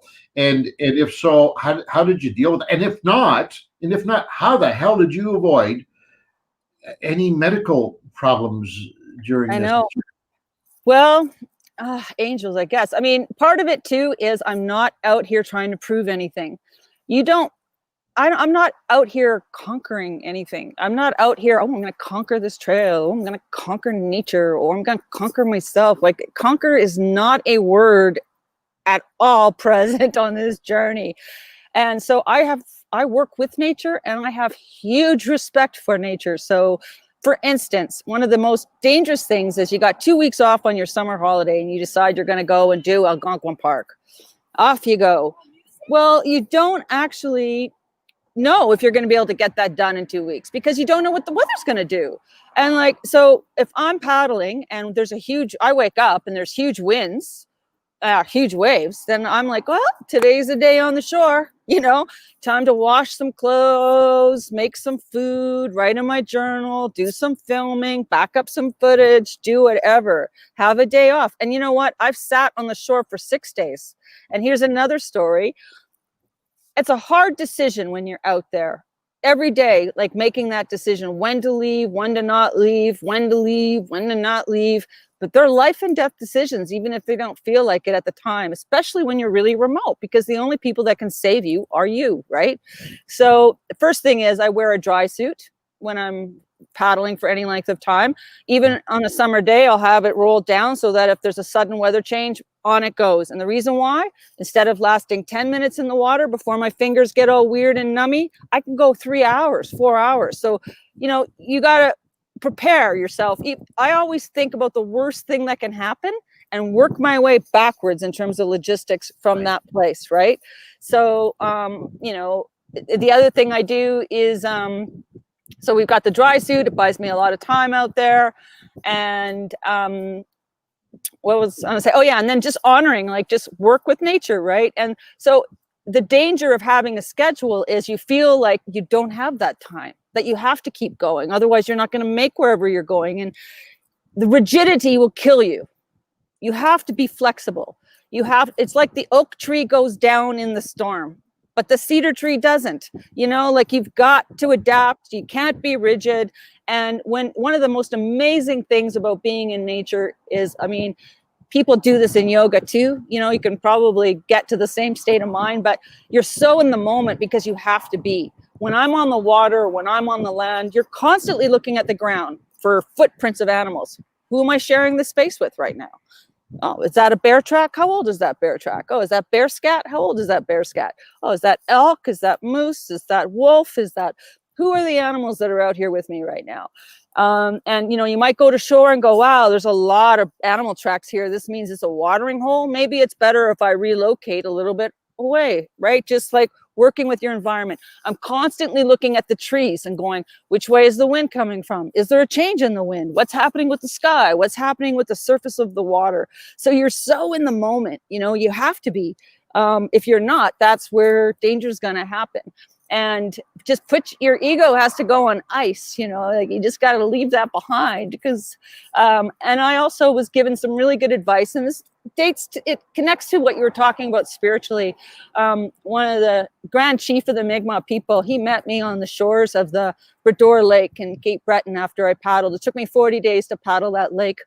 And, it was amazing. I didn't know he was going to be there. He welcomed me to their land. He gifted me a feather, and he did. He said, what you carry in your heart, like if every step you take on the earth, like every time you're taking a stroke of your paddle, every time you're walking on the land, he said, the old way wasn't in the way that you traveled. It was what we carried in our heart. When our people did these long journeys, every step on the trail, we said, the earth is sacred. The earth is sacred. The earth is sacred. Every stroke of our paddle on the lake, every stroke of the paddle in the water is sacred. The water is sacred. And he said, if you carry that in your heart on this journey, you will be safe. Because whether you believe it or not, the animals will know it, the trees will know it, and you will be safe. And I've done that. And whenever there's any fear, if I start feeling fear, I don't feed the fear. I start going, the earth is sacred. The earth is sacred. The water is sacred. The water is sacred. The earth is sacred. The earth is sacred. And by doing that, I've shifted my mind away from thinking about the fear to another type of connection to the physical environment that I'm in. This is from the Grand Chief. He's now passed on and moved on to different places, but it was great advice. And that has been a part of the way people have traveled on this land for thousands and thousands and thousands of years. And it has nothing to do with athletic achievement. Do you know what I mean? It was about the journey. And so I've taken that on. Why not? And I can tell you, it is a profound shift to the physical environment that I'm in. And I do believe that the eagles know it, and the bears know it, and the ravens know it. They do. Yeah, it's almost like they do, right? Deanna Saunders wants to know, Sanders, yes it is. What do you do when this adventure is done? Like, how do you, how do you, Oh. how do you top, how do you top this? How do you follow this act? Well, I mean, I'm out here making a film, right? So the only thing harder than this trail, as you know, Angelo, will be for me to find the money to finish this film in post-production and then to get it out there to the world. And as an independent, that's a massive endeavor. This is not the kind of project that broadcasters will finance, because in order to get money from a broadcaster, you have to know who are the main characters, what's going to happen, what are the story arcs, blah, blah, blah, blah, blah. And it's a documentary. I'm trying to stay sincere to the journey is what the journey is. I don't know what's going to happen. We'll all have to sit back and watch. What I hoped would happen, Angelo, was after making my film on Everest and after making my film in the high Arctic, both of them won awards. They were both independent films. And I use the same process in making those films. And I thought, well, if I prove myself, then it'll be easy. Not. I'm glad. I'm so glad. I'm so glad you brought that up. I mean, that's fantastic, because most young would-be filmmakers, you know, they have this whole different attitude towards things. Oh, this is fine. You know, we got a story. It's a great story. It's wonderful. You know, the unicorns farting rainbows, and everybody wants to give you money, and it's, you know, like that, all that stuff, right? Yeah. And that's not true. Now, here is somebody, for anybody watching that wants to get into the business, here is a person who won 2 very significant awards making documentary films. These are not just your backyard, let's get together and get a GoPro going. These are award-winning films. And she's telling you that getting anybody, especially a network or a film house, to put money on the table is next to impossible. It is. You know, good for you. It is.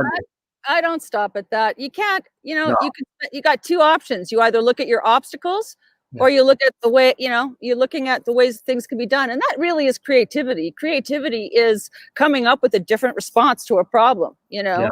And you know, you learn from water. Just watching water down a river, right? Water hits a roadblock, it finds its way around that roadblock. And that's what we're going to do. And that's what I will do here too. But I just want to be honest with you. It takes me 5-6 years to shoot this film. It could take me 3 years to get post-production done and to get it out to the world. And also, every time I make a film, I write a book. So one of my romantic great things is that once I'm done, I get to go sit somewhere quietly in the woods somewhere for 9 months and write. And, you know, I'll get up, I'll go for a hike, and then I'll come back and I'll write. And it'll be another 9 months of isolation is usually what it takes for me to get these books born. But I love the process. I love the creative process. And even the film, like the idea of post-production, one of my favorite parts of filming is when I'm in the edit room and I'm working with an editor who, by the way, are the unsung heroes of the film world. Please forget, when you're watching the Oscars, who cares who the director was? Who edited the film? Because, baby, that's who the editor is. The drummer in the jazz band. Sets the tone, sets the pace. And they're so cool because most editors want to be in the back. They don't want the shine, which means that's all the more reason why we should give it to them, frankly, because they are so non-egotistical, and yet they really are and so that is my favorite part of the creative process in the back end is working with an editor. I worked with this woman, Janice Brown. She did Being Caribou. She did 40 Days at Base Camp. She's been editing, well, she's retired now, unfortunately, or she would definitely be editing this film. She has been editing in Canada for 60 years. And I'll tell you, the grace and that woman brought to that edit room and to that film, it's, you know, that film would not be that film without Janice Brown. So they're really amazing. You know, Angelo, I'm sure you do too. I mean, it's an amazing collaboration. They make lemonade out of lemons. They do. What a perfect time for me to just mention one of our editors, because you've already met him here, Mike Mooring, who's Mike. You just come on screen for a second, would you? Yeah, hi, Mike. There you go. How did she capture it? You must be feeling pretty good about yourself, right? I think she was describing me perfectly. It's not true, though. You know what Mike does, well, and the editors you're talking about does so well is that they can take the story, which people like you and myself go out in the field and try and capture that moment, but they're able to take that, and through the process of editing, they can articulate the story that you wanted, but give it another personality that's just, it makes it into a finished product, which we can't do. So, fantastic. Yeah. I always say, thank you. I always say, look behind the shine. Always look behind the shine, because it takes a team. It always takes a team. And like, you know, people are always like, oh my God, you're out there alone. It's so amazing. And yeah, I've done probably 80% of the kilometers out here by myself, but there's always people, my cousins, my friends, strangers. There's always somebody helping me out, somebody wanting to help me out, somebody stepping forward to help me up. And right now it's my partner. Like since COVID started, Louisa's been following me in a support vehicle, so that whenever the trail meets a road, she's there. She's waiting for me. She's got batteries for my camera. She's got food for my backpack. She's got everything ready to go, and helps me make the transitions between these things. I could not do this without her right now, because, you know, I would have had to go into communities to resupply. And when COVID first started, that just wouldn't have been respectful of the situation. So we knew as long as we could stay off in the bush and away from people, and the only thing she needed to do was occasionally go in, obviously into a gas station, but that you just do at the, you know, right at the pump. So you don't actually have to see anybody. So we were able to navigate the first few months of COVID without without seeing anybody, basically. How many times have you been lying in a tent, or, you know, sleeping under the stars in the last 4 months or so, knowing, because you've heard about what's going on out here? Yeah. How many times have you been laying there and saying, no, this can't be true. This is just a dream that I'm having, that the rest of the world is in. Yeah, it's very surreal. And the weird thing is, it's like, so on one level, society is having this experience, right? But the earth isn't. So I'm out in nature. I'm watching spring unfold, and then spring becomes summer. I'm watching the animals give birth to other animals, to their babies. I'm watching them look after them. Like everything in nature, the whole process of life and the web of life up here, the leaves coming and then eventually the leaves dropping, it's all unfolding the way it always does, right? So actually the earth doesn't have COVID. Humans have COVID. And so it's very different. And, you know, somebody told me, and I think there's a lot of truth to this, like when you're out in the trees right now, like all these trees have medicines, right? The sap of a spruce tree, the sap of a cedar tree, the sap of a birch tree, they're medicines. And when the trees produce the sap, there's like a natural aromatherapy in the forest. It's one of the most beautiful things. Like right now, hiking through here, I can smell pine trees because the earth has got dried pine needles and pine cones on it. You can smell like the pine in the air, right? And I believe it's like a natural, it cleans the air. It's like a antiviral, a natural antiviral system. And that's one of the bizarre things about Alberta right now, is the Alberta government is looking at closing 175 parks here. And I've been trying to really raise awareness about that, because what I'm seeing is the parks are busier than they've ever been before. And that's what people are telling me. People in Canmore have never seen Canmore as busy as Canmore is right now. In fact, some of the locals are like, we got to move. Like, it's over. Like, this is like crazy here now. Yeah, Canmore, it's packed. It's packed. And you should see these parking lots, Angelo. Like, whenever you see a parking lot for a hiking trail, it is like the parking lots are full. Cars are parked down the roads. And one way, I'm so happy. I'm happy that these people are out here. I mean, I hear human voices. I'm like an animal. I'm running off into the mountain.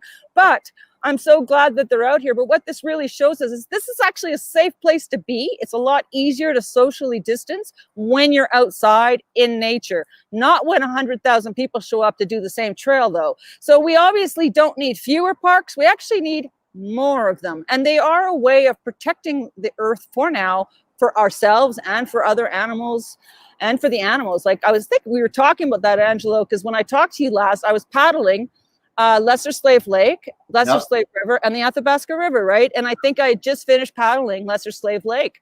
And that one shore, the north shore of Lesser Slave Lake, is all park. And oh my God, there were so many animals. Like, that's where you realize it's where the animals are living. Like they figure it out that, ooh, it's busy here. I gotta go into this park area, And so not only are they maintaining an ecology within the park of diversity, because a tree farm is not the same as a forest. No. I thank you for replanting the trees that you take. I do appreciate that. I think we all do. But it's not the same. You don't have the ecological diversity of a forest when you just plant one type of tree, So yeah, it becomes really obvious when you're out here and you're moving between these two zones. When I say two zones, I mean between communities and between just being like in the wild. The necessity of the wild spaces. They're very, very, very important. Dee, we're going through some really unique times in our history out here. I say out here in the real world, because yours right now is not a real world to everybody watching, but we'll just call it, in our world right now, we're going through some unique times. We talked about the pandemic and COVID and whatever else is in store for us in this miserable 2020. But we're also going through some unique times with regards to other issues, and Black Lives Matter obviously is at the top of that heap right now. Absolutely. I want to get your perspective now that you have not only relied on but grown with and connected with this country's Indigenous community. Without getting overly political about it. Give me your insight on what's happening out there in those Indigenous communities that you've been experiencing on your ordeal. Rebirth, hope, amazing. Again, it's amazing. If you don't think a change in attitude in our society makes a difference, then you really need to get back out there and see it for yourself. It's amazing. And I'll tell you an incredible thing about the Indigenous people and the Indigenous communities of Canada that I've spent time in is that if anybody should be angry or maybe have a chip on their shoulder, maybe it would be them, frankly. And yet I have not met that. I have met people who have welcomed me into their communities. And I must add that I ain't no white savior out here, man. I'm out here learning. When I show up in these communities, I'm not there to talk. I'm there to listen. Somebody wisely told me you have one mouth and 2 ears. That means you should be listening twice as much as you're talking. True words. And especially as it relates to Indigenous communities. The Indigenous mindset is different than a Western culture mindset. Have a different relationship to the physical environment. And so it's like two people speaking two different languages. And until we get to know one another, we cannot communicate. So I hope one of the things that can come out of this film is that as I'm learning, other people can be learning too. I have 8 years of university education. I'm in kindergarten in the old way. I'm in kindergarten in understanding the Indigenous mindset. And I want to preface that anything that I'm sharing here that I've been taught, I'm not speaking for them. I'm only can share what I've been taught. And I know still so very little. There's so much more for me to learn. But I see hope. And I believe that if we can take the mindset of the Indigenous people and the relationship to the earth and find a way to weave that with our culture and science and technology, we will find a sustainable way into the future. And this idea that I'm discussing is not my idea. This is an idea that's called the two-eyed way of seeing. It comes out of the Mi'kmaq communities, but it's also, I've heard David Suzuki talk about the need for a change in mindset. I've heard Jane Goodall talk about it. I've heard Jane Goodall talk about this. I've heard Wade Davis talk about this. I've read books written by Wade Davis talking about this. I have also, Chief Seattle, 200 years ago, talked about this. I mean, these are not new ideas. What's different is I am taking these ideas and I'm making art with it, because ideas, I'm not going to be on you got to make people laugh. You got to take them on a journey. You got to entertain them. And then while they suspend their belief, they leave it at the door when they come in to watch a film, right? You got to suspend a certain amount of, you got to enter into a new world, even when you're watching a film. So the idea is come into this world, experience this incredible cinematography of landscape, quiet moments with animals, the interviews that I have with the Indigenous elders that I've spent time with in the Mi'kmaq community, and the Cree community, Lakota Dakota community, the Dene community, the Salish community, the Haida Gwaii community. And and as I learn, maybe other people can learn. And that was sort of the idea. And it is a story of hope. I'm not spending 5 years out here filming and then 3 years trying to get the film out to be a downer. We don't need downers, man. We need hope. And I have a lot of hope towards the future after this journey, way more than I did beforehand. And I see the path. I see the way. And everything we need to know is right here, right now. It's not going to be discovered in a lab or in a science experiment. It's right here. It's in our hearts. And it's just got to, we just need it to be shaken a little bit. And we know if you're alive today, your nature is home for all of us. I mean, you can trace your ancestries back to the beginning of time by just being alive today. And our ancestors had that relationship to the earth. So it's in us. It's in us all. It's got to be. Suli Outdoors corrected me, by the way, and so aptly corrected me, saying she is in the real world, not you are in the real world. Totally. Bang on with that. We are all, listen, we're all in the real world. This world I'm in is your world. It's our world. And, this earth, she's alive. She's our mama. And maybe that's why we disrespect her so much, because we don't often treat our mothers with the respect that we need to, too. But, when they keep pointing these telescopes up, like, oh, look at Jupiter. Oh, look at Mars. It is fascinating. I'm not putting a downer on that, but I'm just saying, do you want to move to Mars? Do you want to live on Jupiter? Have they pointed that telescope anywhere nearly as remarkable as this living planet that we're living on right now? And if anybody does not think that we're having an impact on this earth, sorry, Angelo, I get passionate and I start talking crazy, but then you just look at the fact that during COVID, our air has been improving. Like they're telling us right from the little spaceships up there, and their little science station. Oh my God, we're seeing cities we've never seen before because the smog is like disappearing.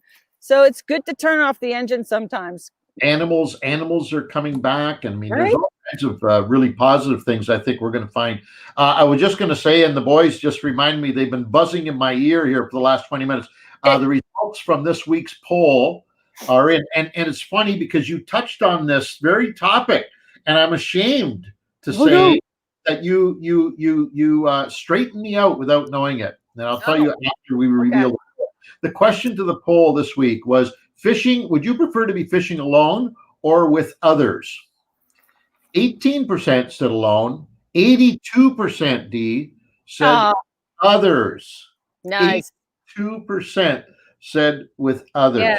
And the reason I say I'm ashamed because when I first looked at this question, I thought, well, geez, it's going to be obvious, people love being alone fishing. I mean, that's the whole thing. To me, it's a very solitude. It's a moment that we can. It's a platform that God gave us to work with that puts us in that solo platform fishing because I wouldn't do it, and I was wrong. Only 18% of us think that way. The rest of us, it is very much about a community. And you said that an hour ago, bang on, good for you. Well, I do believe it's important to be comfortable with yourself. I think everybody should go off and, spend a few nights camping on their own. Solitude does reveal what a mirror cannot. It's an important thing to experience, but that in essence, we are social beings and we need each other and sharing anything, but sharing the outdoors. And it's pretty powerful when you can be with a friend and actually not talk, just be sitting next to each other, fishing or hanging out underneath the stars. And you're actually having the same experience. And it doesn't actually need to be, chatty chat, right? It's another way of being together. Yeah. Just a reminder for folks to subscribe to YouTube channel. And by the way, you have a YouTube channel yourself, right? Yeah. There's a YouTube channel, 500 Days in the Wild. That's got a lot. We've been making short videos. I've been making short videos for a while, 5 years. And there's also a Vimeo channel. And there's lots out there. There's a website for 500 Days. There's a website, my personal website, DianneWhelan.com. DIANNEWHELAN, I guess it's right there on screen, .com has links to my Everest project, my Arctic project, my books. So there's lots out there that you can access if you want to learn more. And tonight, if anyone's interested, is the Docklands Awards. And so we've been talking about the difficulty of finding financing. And so Docklands is a film festival run by the California Film Institute. 500 Days is the only Canadian film project that made the finals, and it's I know, and you helped. Thanks, Angelo, in sharing it. But yeah, if anybody wants to tune into the award show, there's a link on the Facebook page for 500 Days in the Wild, and it's all going to be announced tonight. And regardless of the outcome, I can tell you that the number of people who voted for this project and let me know that they voted for this project made my heart very soft. I had a few tears. Yeah, you can feel pretty alone out here sometimes, and just knowing that like people just came out of the woodwork to vote for us. And regardless of the, a part of me, they're all other independent filmmakers. So if I could, I'd want all of us to win. But so regardless of the outcome of this vote, I just want everyone to know that voted for us that. How touched and how soft that made my heart, and there's really no losing anyway, because I was just going to say, will there be disappointment if you don't win? Well, there's there's just back to the you can't. Yeah, I mean, of course there'll be a little bit of disappointment, but that comes with the territory, right? Like, come hell or high water, the film will get made, and I know that, and I have to believe in that, and I have hope in that. I visualize myself announcing this film at a film festival, and I can see the end. And you have to know that there are a lot of incredibly talented and creative people out there with really important stories to tell. And so, the cool thing about the grants tonight is they're giving out, some grants are being determined by the jury, but one grant is being determined by the public. And so that's super cool for me. I mean, to win that award would be special only in that it's kind of how the film has been made, which is through the process of kindness from people. So to win the audience award is an expression of that kindness, right? It's people believing in you and supporting you. And so that one would be particularly special, but I'll be happy for whoever wins it, because every single project in the finals is a great project. They're really great films.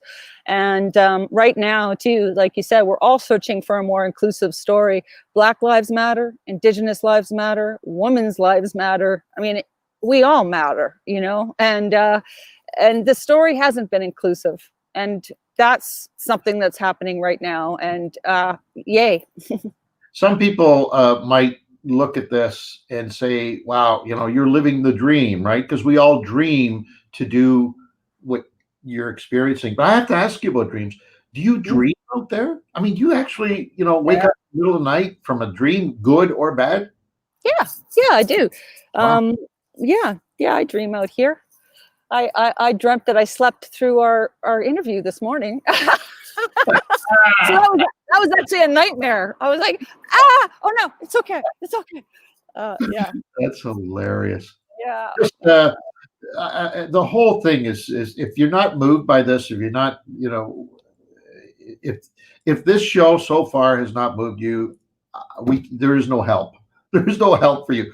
It's totally amazing. Not just the physical difficulties, of which we haven't even touched on any of them. I'm sure there's so many things that I know, having spent nowhere near the time you've spent, but having spent enough time in the outdoors to know all of the 110 things that happen during the course of a 24-hour period when you're living in that environment that's your backdrop today.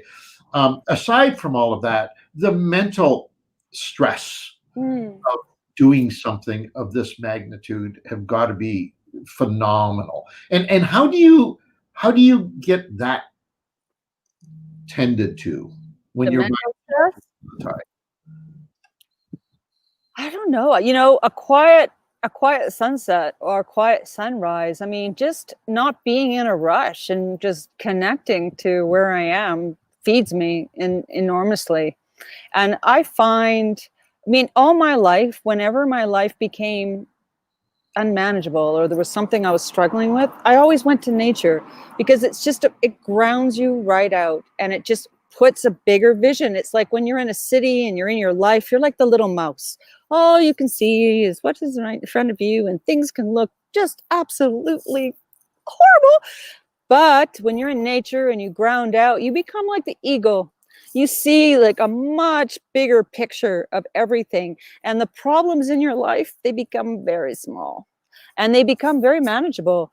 It just needs to take time out, right? We all, it's easy to get lost in the swirl of things and the emotions. Emotions can just take you over, but you get out to nature, start breathing, walking, connecting to yourself, and the answers come forward.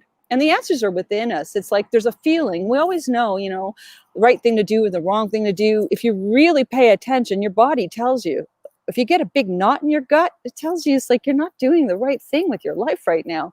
Depression is terrible. And I've had some depression in my earlier years in life. When I was coming out, it was really difficult in my early 20s when I realized I was gay and you know, I'd had like relationships with men that were beautiful and I still are great friends of mine. And it was a really difficult thing. I've been raised Catholic and my parents did not dig it at all. And I suffered from depression. And, you know, I went and spent a couple of weeks on the Pacific Crest Trail and I came back and it was really clear what I needed to do and just being honest with myself and living a sincere story. The minute that story that we live stops being sincere, that's when a ripe, fertile ground for depression can kick in because you lose yourself. And it's easy to do. And for all the right reasons, because you want to make your parents proud of you or you want to fit in or you feel like you have to, like we define success by how much money you make when it's really got nothing to do with success. Success is not about how much money we make. And, you know, unfortunately, by the time you realize that can sometimes be much, much, much later in life. But, you know, spend some time with dying people and none of them are reflecting on their net worth, I can assure you, you know, so.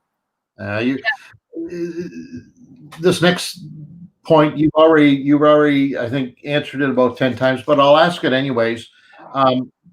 Knowing a few producers and filmmakers in my time and talking to them about their various projects, every single person that is involved in this industry that is passionate about their work will tell you that each one of their films was an obvious highlight in their life, but it was a stepping stone.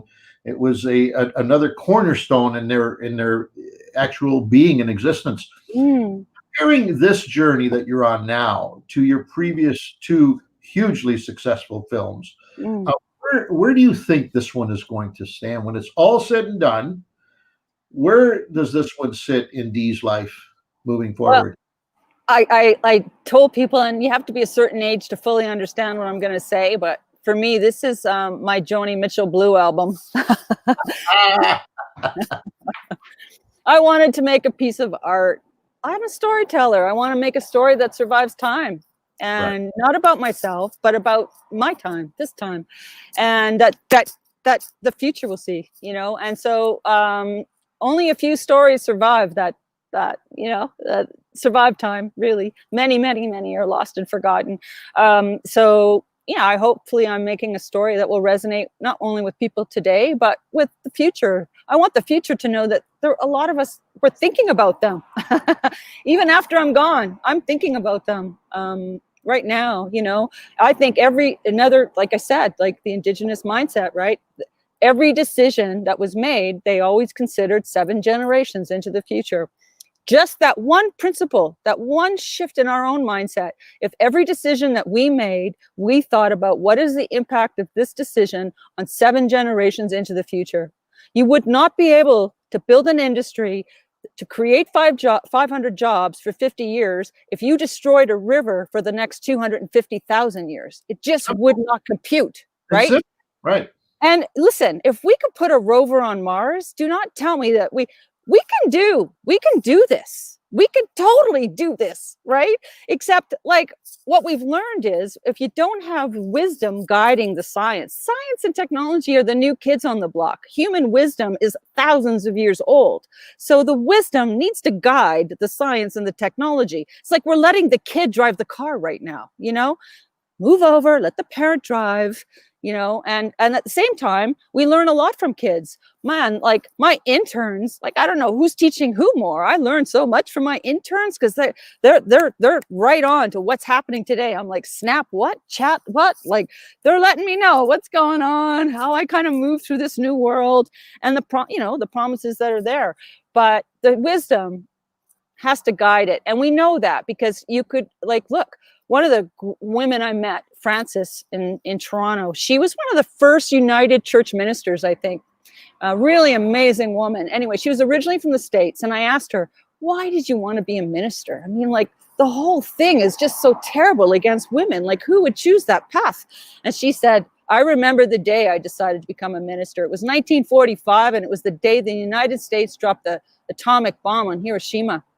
She said, I was 12 years old. I thought I wanted to be a scientist. And I was so emotionally affected by the knowledge that 200,000 people lost their lives in 1 second because of that bomb, that I knew I did not want to spend my life as a scientist, that the world didn't need more science, the world needed more love. And that's why I became a minister. And I was like, wow, that's an amazing answer. And so true, right? The world does need more love. And we have the capacity to destroy, and we have the capacity to heal. And so the same technology can go either way, right? And it's the human wisdom and the heart needs to lead the mind, not the mind lead the heart. I remember sitting with the Ojibwe, right? And like I said, I got 8 years of university. I'm sitting in the teepee and I want to sound smart. Well, I got busted so fast. They asked me, sitting in the circle, and it was my turn to hurl the feather, and I'm supposed to speak my truth. And all I'm thinking about is I want to sound smart. I want to sound smart. So I say something like, oh, I hope I'm asking for the strength. I'm asking for the strength so that I can finish my journey. And then the elder sitting next to me, he gets the feather and he goes, woman from the East, because I left from the East, do not ask for strength. If you ask for strength, Creator's going to keep challenging you. The waves are going to get bigger. The wind is going to get stronger. He said, ask for understanding. And I went, oh, okay. Yeah, right. And I learned, you've got to, the heart leads the mind. The mind shouldn't lead the heart. As long as we go back here, we are all going to be fine, because in here is love. And love is what's going to take us forward, right? Love of our fellow human beings that we share, and love of all life. I thank the trees every day. I thank them for their wisdom, because above ground, each tree stands alone, but beneath the ground, each tree is connected to one another, just like us. I thank the trees for their shade, because, wow, without it, you fry out here, and so do the fish in the rivers. They need trees on the shores too, and the animals need the shade. I thank these trees for their medicines, because in the north, the spruce tree is the medicine tree. In the east, it's the birch tree that's the medicine tree. In the west, it's the cedar tree that's the medicine tree. So I thank them for the medicines. I thank the trees for their wisdom. I thank them for their shade. And I thank them for turning carbon dioxide into oxygen so we can all breathe and live. So it's just a connection to the physical environment, changing our relationship to it. That's really where we got to head. And everything we need to know, we forgot. That's all. We just got to remember again. There was a comment on the screen a few moments ago, and I don't know whether you can remember back, but somebody said D for Prime Minister. No. Or something. No. After that speech you just gave, you could go to the polls right now and win it all. Let me tell you right now. There are a few Indigenous women I've met that I would gladly work behind the scenes for, to make sure we get one of them in power. Let me tell you, that's what we need. We don't need me in power. We've had enough people that look like me in power. We need people, other people in power. Yeah, I have to ask you this because of all of the messages that I'm seeing from our male viewers. Yeah. We first talked about having you on this webcast. The biggest concern was, can we can we fill 2 hours with, and I'm being very honest with you. Yeah. A woman, okay, I'm being frank as I can, a woman. Yeah. We're not gonna, this is, this is a fishing thing. We're not connecting with our core values. The roots of this thing is all about fishing. We're not going to talk fishing. Can we, be doing this for 2 hours without mentioning the word fish? And see, look like we're now, and I'm going to throw this word in here because nobody has said it yet, and I'm going to do it right now. Are we going to be perceived as maybe turning into tree huggers now? In our discussions, and I'm thrilled to tell you that none of it has come true. Yeah. And also, we are the same. We love the same thing. It doesn't matter anybody, whether you're a hunter, you're a fisher, or you're a tree hugger. We all spend time out here and we care about it. You want, we don't want just a catch and release for the rest of the future. I want to be able to eat the fish that I catch, but I can't unless we manage our resources right. So, and Angelo, we're going fishing together when I'm done. It's so happening. It's so happening. Okay. I'm telling you right now, even if I have to quarantine for 14 days somewhere, I'm coming and we're going fishing. Okay. God, it's a date. All right. Let's talk just quickly before, because by the way, yeah, the 5 years in the woods and doing what bears do in the woods and all that's fine. But you know what? Really, you got my respect, because there's no way in hell that I could have parked my butt cheeks on that rock for 2 hours like you. There's no way. So that is but just quickly, let's talk fishing for a few months. Okay, how much sure. fish do you consume, like say on a weekly basis?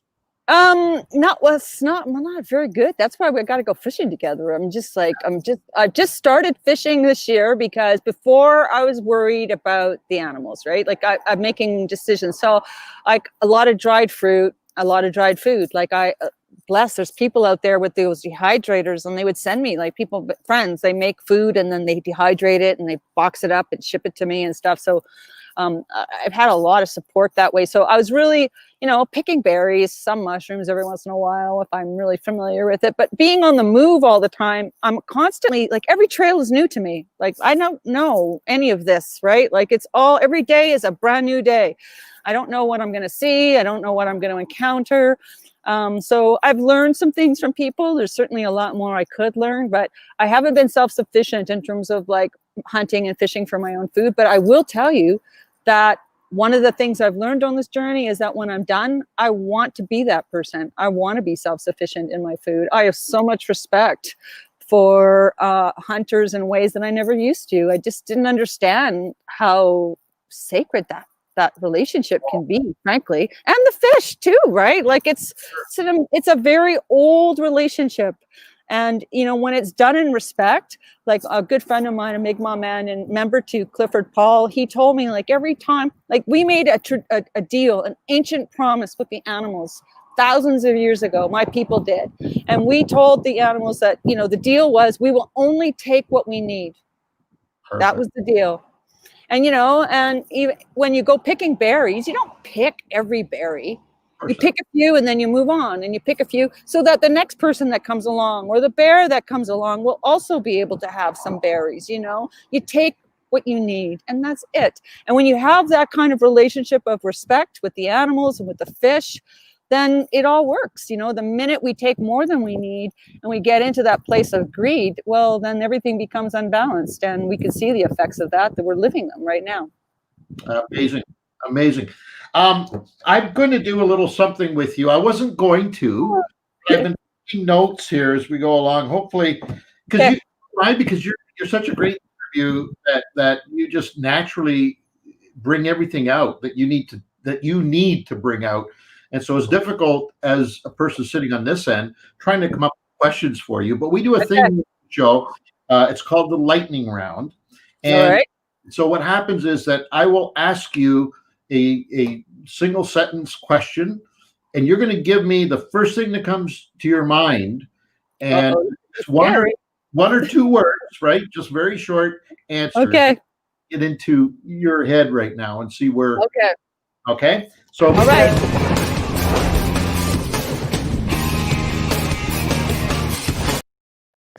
Oh, okay.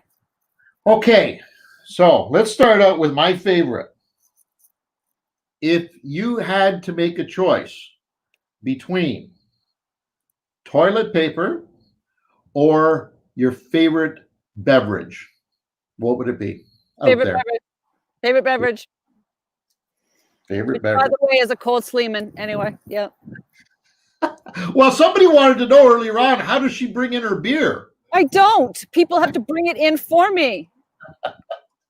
I don't carry alcohol. Like, they have to bring, like, the only time I ever have a drink is when someone brings me one. So sometimes I go months, but I'll tell you, it is a very happy moment when it arrives. Oh, I'll bet. Okay, next question in the lightning round. On a scale of 1 to 10, Yes. on a scale of 1 to 10, when you get through this ordeal, how important is porcelain going to be? 10. Atta girl. Oh, yeah. Oh, for sure. Nothing like Give me the throne, man. Give me the throne. I'm so ready to sit and read a book on that throne. Let me tell you. If you could only spend time with one of these two people, which would it be? A Newfie or an Indigenous Canadian? That's hard. I want them know. both. I want them both. Good answer. I'm going to say Indigenous because I'm learning from them right now. And I have a family full of Newfoundlanders that I'm surrounded by. Even when they're not with me, they're all with me. So both wonderful people for sure. Fill in the blank. The next world leader that is going to move the yardsticks on this planet is going to be male or female?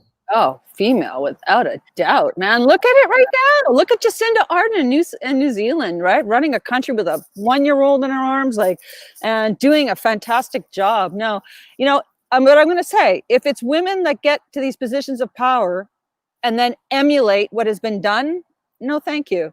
I mean, for a woman to have impact, they need to bring their womb with them, you know, because the story is broken. The story is a circle. And the circle is the earth and it's the womb, right? It's the woman's womb. And, you know, by women, when they bring that sensibility to the circle, like even right now as a filmmaker, I'm trying to decolonize the filmmaking process.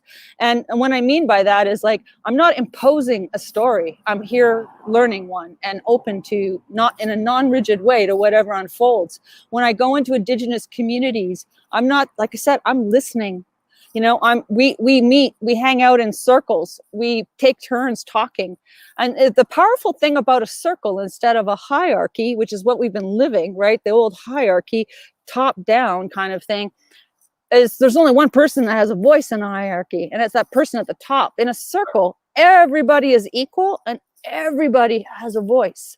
And so to me, it's what women can contribute is not only is not emulating what's been done, but is in bringing a new mindset to what's being done.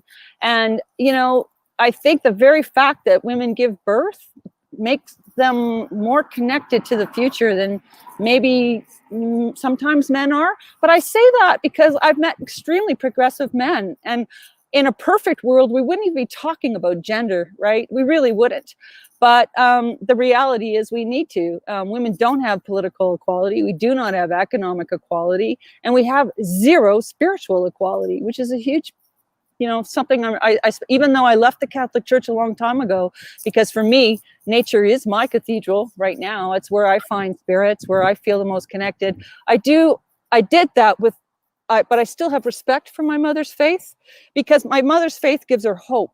So whatever you have to do to sustain hope in your life, if praying gives you hope, then I'm so glad I was unsuccessful in convincing my mother that she should leave her faith, because it gives her hope. And hope can do what science cannot, man. Hope can do miracles. Hope can do incredible things. if you can just believe in yourself and just believe in hope. So whether it's from singing or oming or praying or hanging out in nature, whatever it is, the greatest contribution that you can give to yourself, but also to everybody in the world, is by finding hope. Because if you can hold it, you can share it. And as long as we believe that, we're going to be fine. We just got to take shadow off the front page of the paper and stop giving shadow the lead role in every play that we put on, because shadow is a small part of humanity. And, 98% of the people are amazing people. And we forget that because we give shadow too much weight. All I can say, Dee, is I wish everybody on this planet thought and talked the way that you do. We'd have no problems at all. I won't thank you again because that would be ridiculous. We just we appreciate you so much here today, and I'm sure there's going to be a lot. There's going to be an aftermath to this. Certainly, from my standpoint, people are going to be messaging us and asking questions and wanting to hook up with you and all that stuff, and that's wonderful. We will do that. Our paths have just barely crossed and met. We will be doing something. I know it. Me too. We I can see that. Yeah, and I want to send you a note of congratulations later today or tomorrow, winning the award for sure. See, that's what I'm talking about. Hope, right here. Hope, right here. There's not much else I could say to close this off. You did it so eloquently today. If I could add one thing, Angelo, and that is, if I don't win the award tonight, I have got an affiliation, as you know, with Canadian Parks and Wilderness Society. I always say that wrong. Canadian Parks and Wilderness Society. Yes. I am thrilled and honored because it's the first time in my 30-year career I don't do corporate sponsorship because I'm trying to keep sincere in my journey here, and I'm not out here to sell you toys or clothes. I'm out here to share a story. So I don't do that, but I have affiliated myself now with Canadian Parks and Wilderness because they're a nonprofit society. They're non-political. They're all just about saving Canadian parks and wildlife and areas for wildlife to live, and protecting our waters. So we have the exact same message. And it's this very sincere collaboration, and they have a nonprofit. They're nonprofit. So that means if you feel called and if you're inspired by this journey and you want to help, you can make a tax-free donation through the CPAWS website.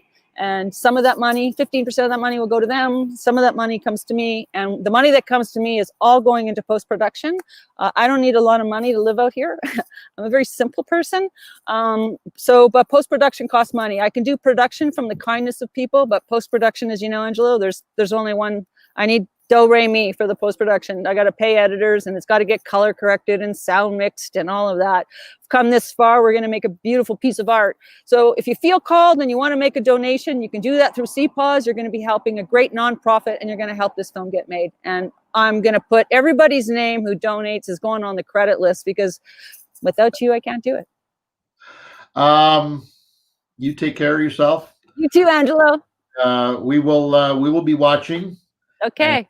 And, like I said before, I see us doing something together down the road. I so see it, and I see a lot of laughter. Let's stay in touch and be safe out there. Yeah. Okay, where are you going next, by the way? Okay. The trail is 200 meters right now behind the Banff Springs Hotel. It's called the Goat Creek Trail. I just came in through Banff yesterday, and so I stayed here today for you. Oh, you're gone. Thank you.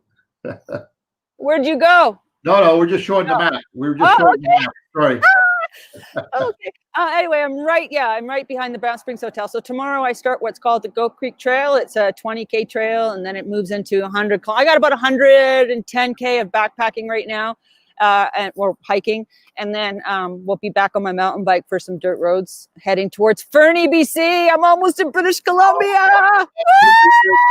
And how ironic, I know you and I talked briefly before we went live today, how ironic is it that we did this program in front of that very mountain where I shot the very first year of Outdoor Journal television, some 26 years ago. The first season, one of the episodes was about the story of the Banff Springs. I love it. We did a horse caravan into the outback behind that very mountain to find and rediscover the very first Banff Springs that, of course, gave birth to this wonderful park that you're very near to now. And how ironic is it? 25 years later, here you are sitting right there where I was. That's cool, I man. love it. Yeah, it is cool. Dee, you take care of yourself. Let's Thank stay you, in touch. All the best of luck to you, your Right team, everybody involved in your project.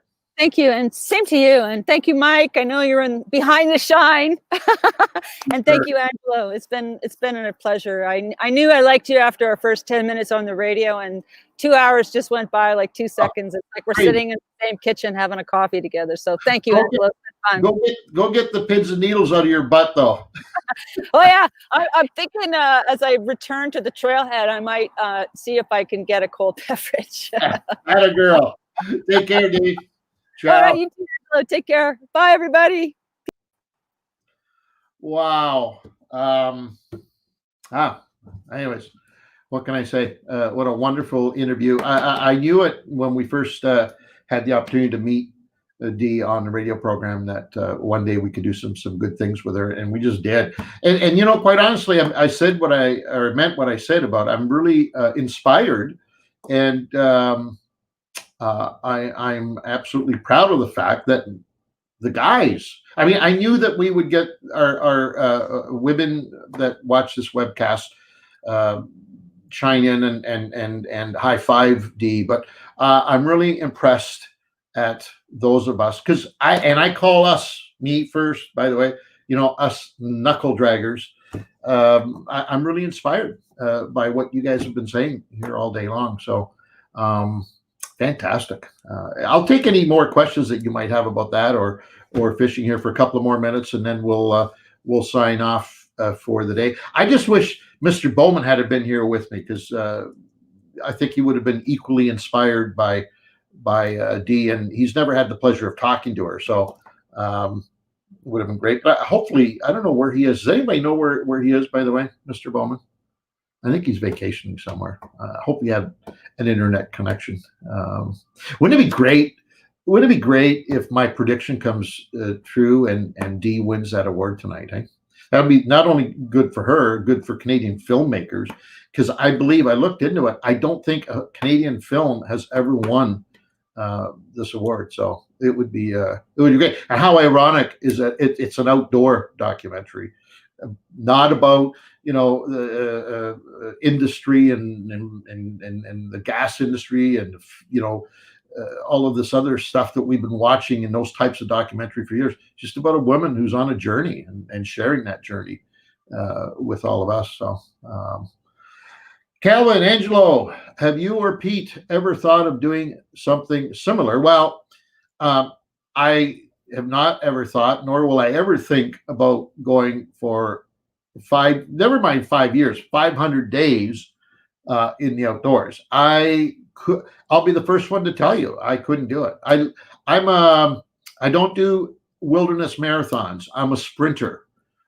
7 days, 10 days. I've done my longest trek has been 16 days, but after about 10 days, I need to get back. I need to get back to we'll call it civilization, if we will. But I mentioned porcelain. I need to get back to all those creature comforts that we have. But I could never do it. Never do it. We did. I've mentioned a few times Outdoor Journal Television. A lot of people might not know, especially those of you who are fans of Outdoor Journal Radio. You might not know that Outdoor Journal was originally given birth as a TV program. It was called Outdoor Journal Television. And we were licensed by then a company called the Travel Network in LA to go around the world doing these crazy, funky adventure little stints in places where other people not only had they never heard or seen, but would never dream of going. And we'd go in with a full film crew and capture the moment. And so we did that for, I believe, 11 years. We got 11 seasons out of it. And the longest trek that we did shooting that was 14 days. And we did 14 days on the island of Borneo. And we now I think back to this stuff and it just blows my mind. We spent 14 days on the island of Borneo following a tribe of headhunters. And it was an interesting experience for a number of reasons, as you can imagine. And by the way, yes, headhunters still experiencing that whole head burning thing, right? But what was interesting in that is at this particular village, the tribe were tree dwellers. So the entire community, of which, you know, we were estimating the community was about 150, maybe 200 people. But the whole community lived in the trees. And we're not talking a few feet in the trees.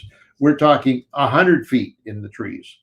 And so it was that in itself was an incredible experience, living up that high with these folks. But obviously the thing that was really intriguing, and the reason we went to shoot this, was that this whole headhunting thing. And we were able to document an incredible 2-episode story, which had great viewership and reviews on the Travel Channel. So we're no strangers to what Dee's doing by any means, but not marathon, just sprints. Real good at sprinting. So what else have we got? Fred Davis says, great show, Ange. As always, you guys always pick great people to interview, and Diane was one of the very best. And I'm great, Fred. You've been commenting the whole 2 hours, and we appreciate that.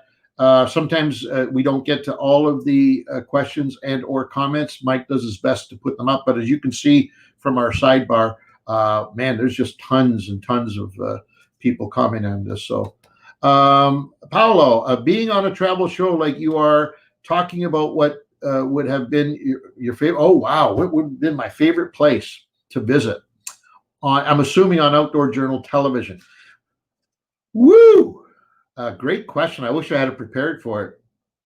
Wow. Well, I mean, the Borneo story I just shared with you is up there. There's no question about it.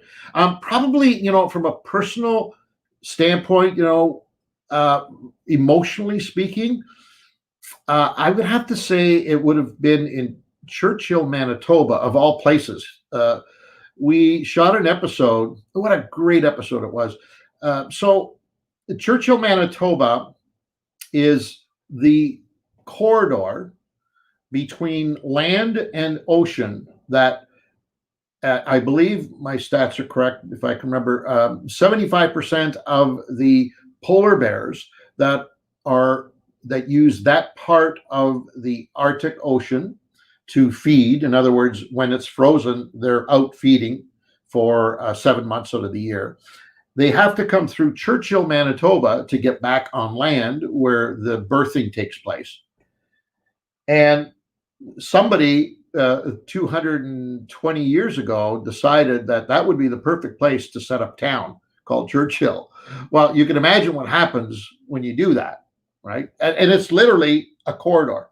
They have to go through the community of Churchill to go from ice flows to land and land back to ice flows. So each year you've got this migration of, and I wish I could remember the actual numbers, but, you know, I'll just say 3,500, 4,000 polar bears have to move through this corridor to move back and forth.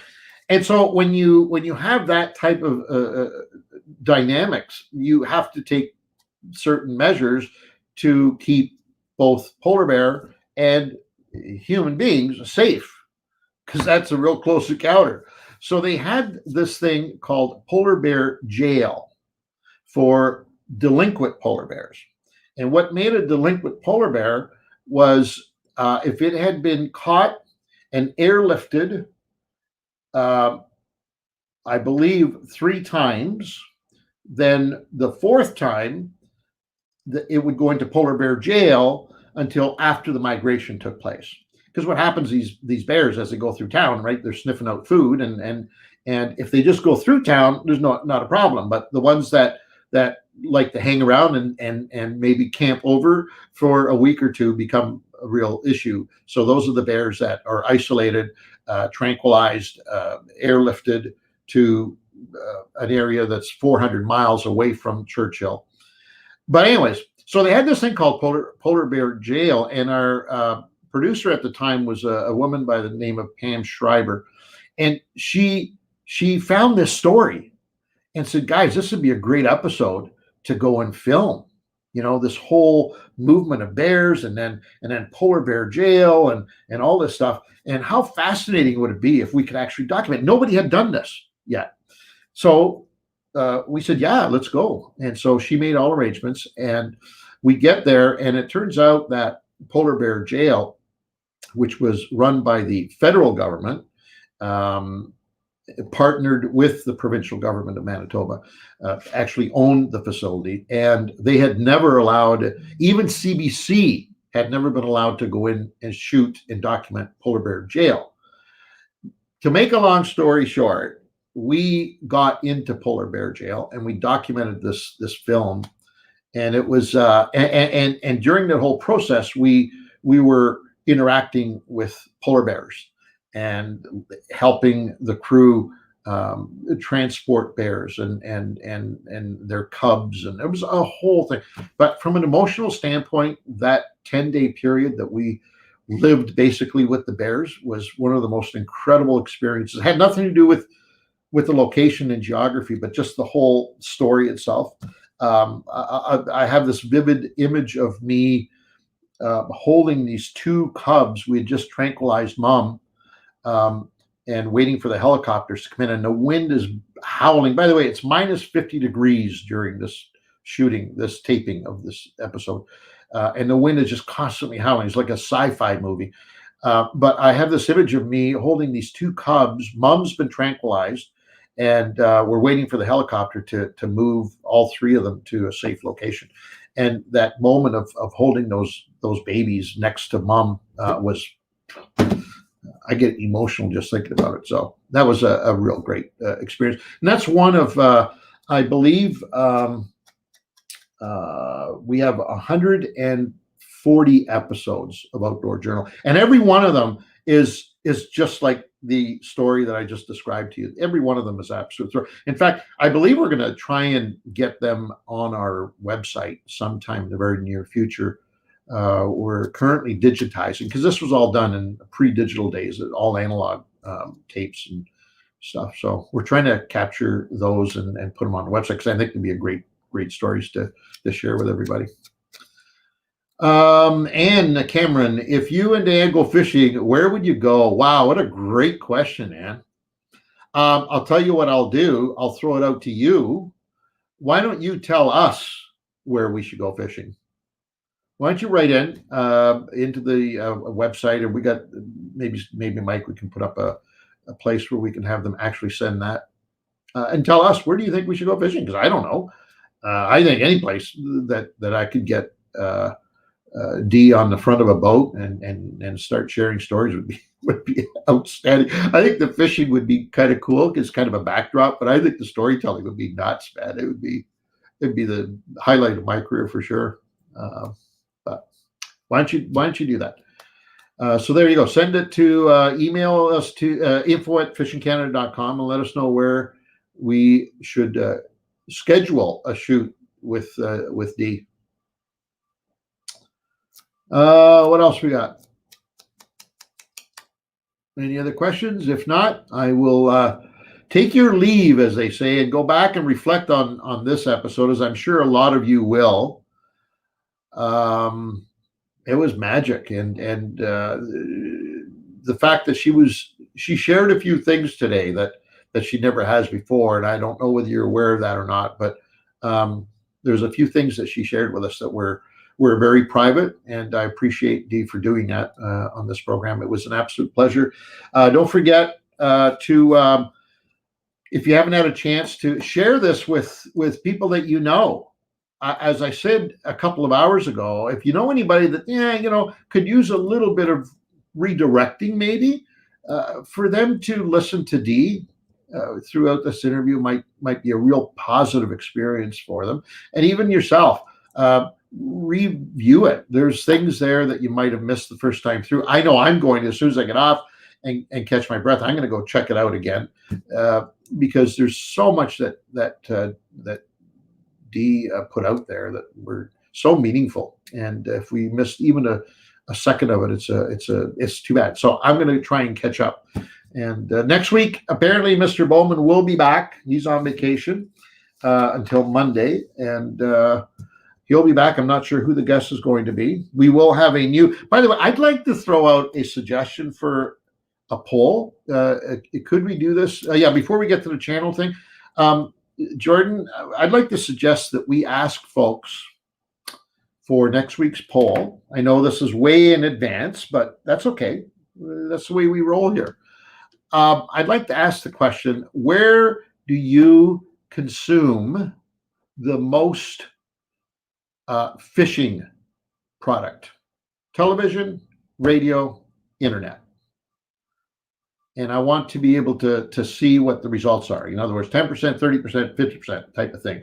So the poll will be, which medium do you use to consume the most? You probably use all three, but if you had to sort of total it all up, A, B, or C, we're going to list them all. It'll be television, radio, internet.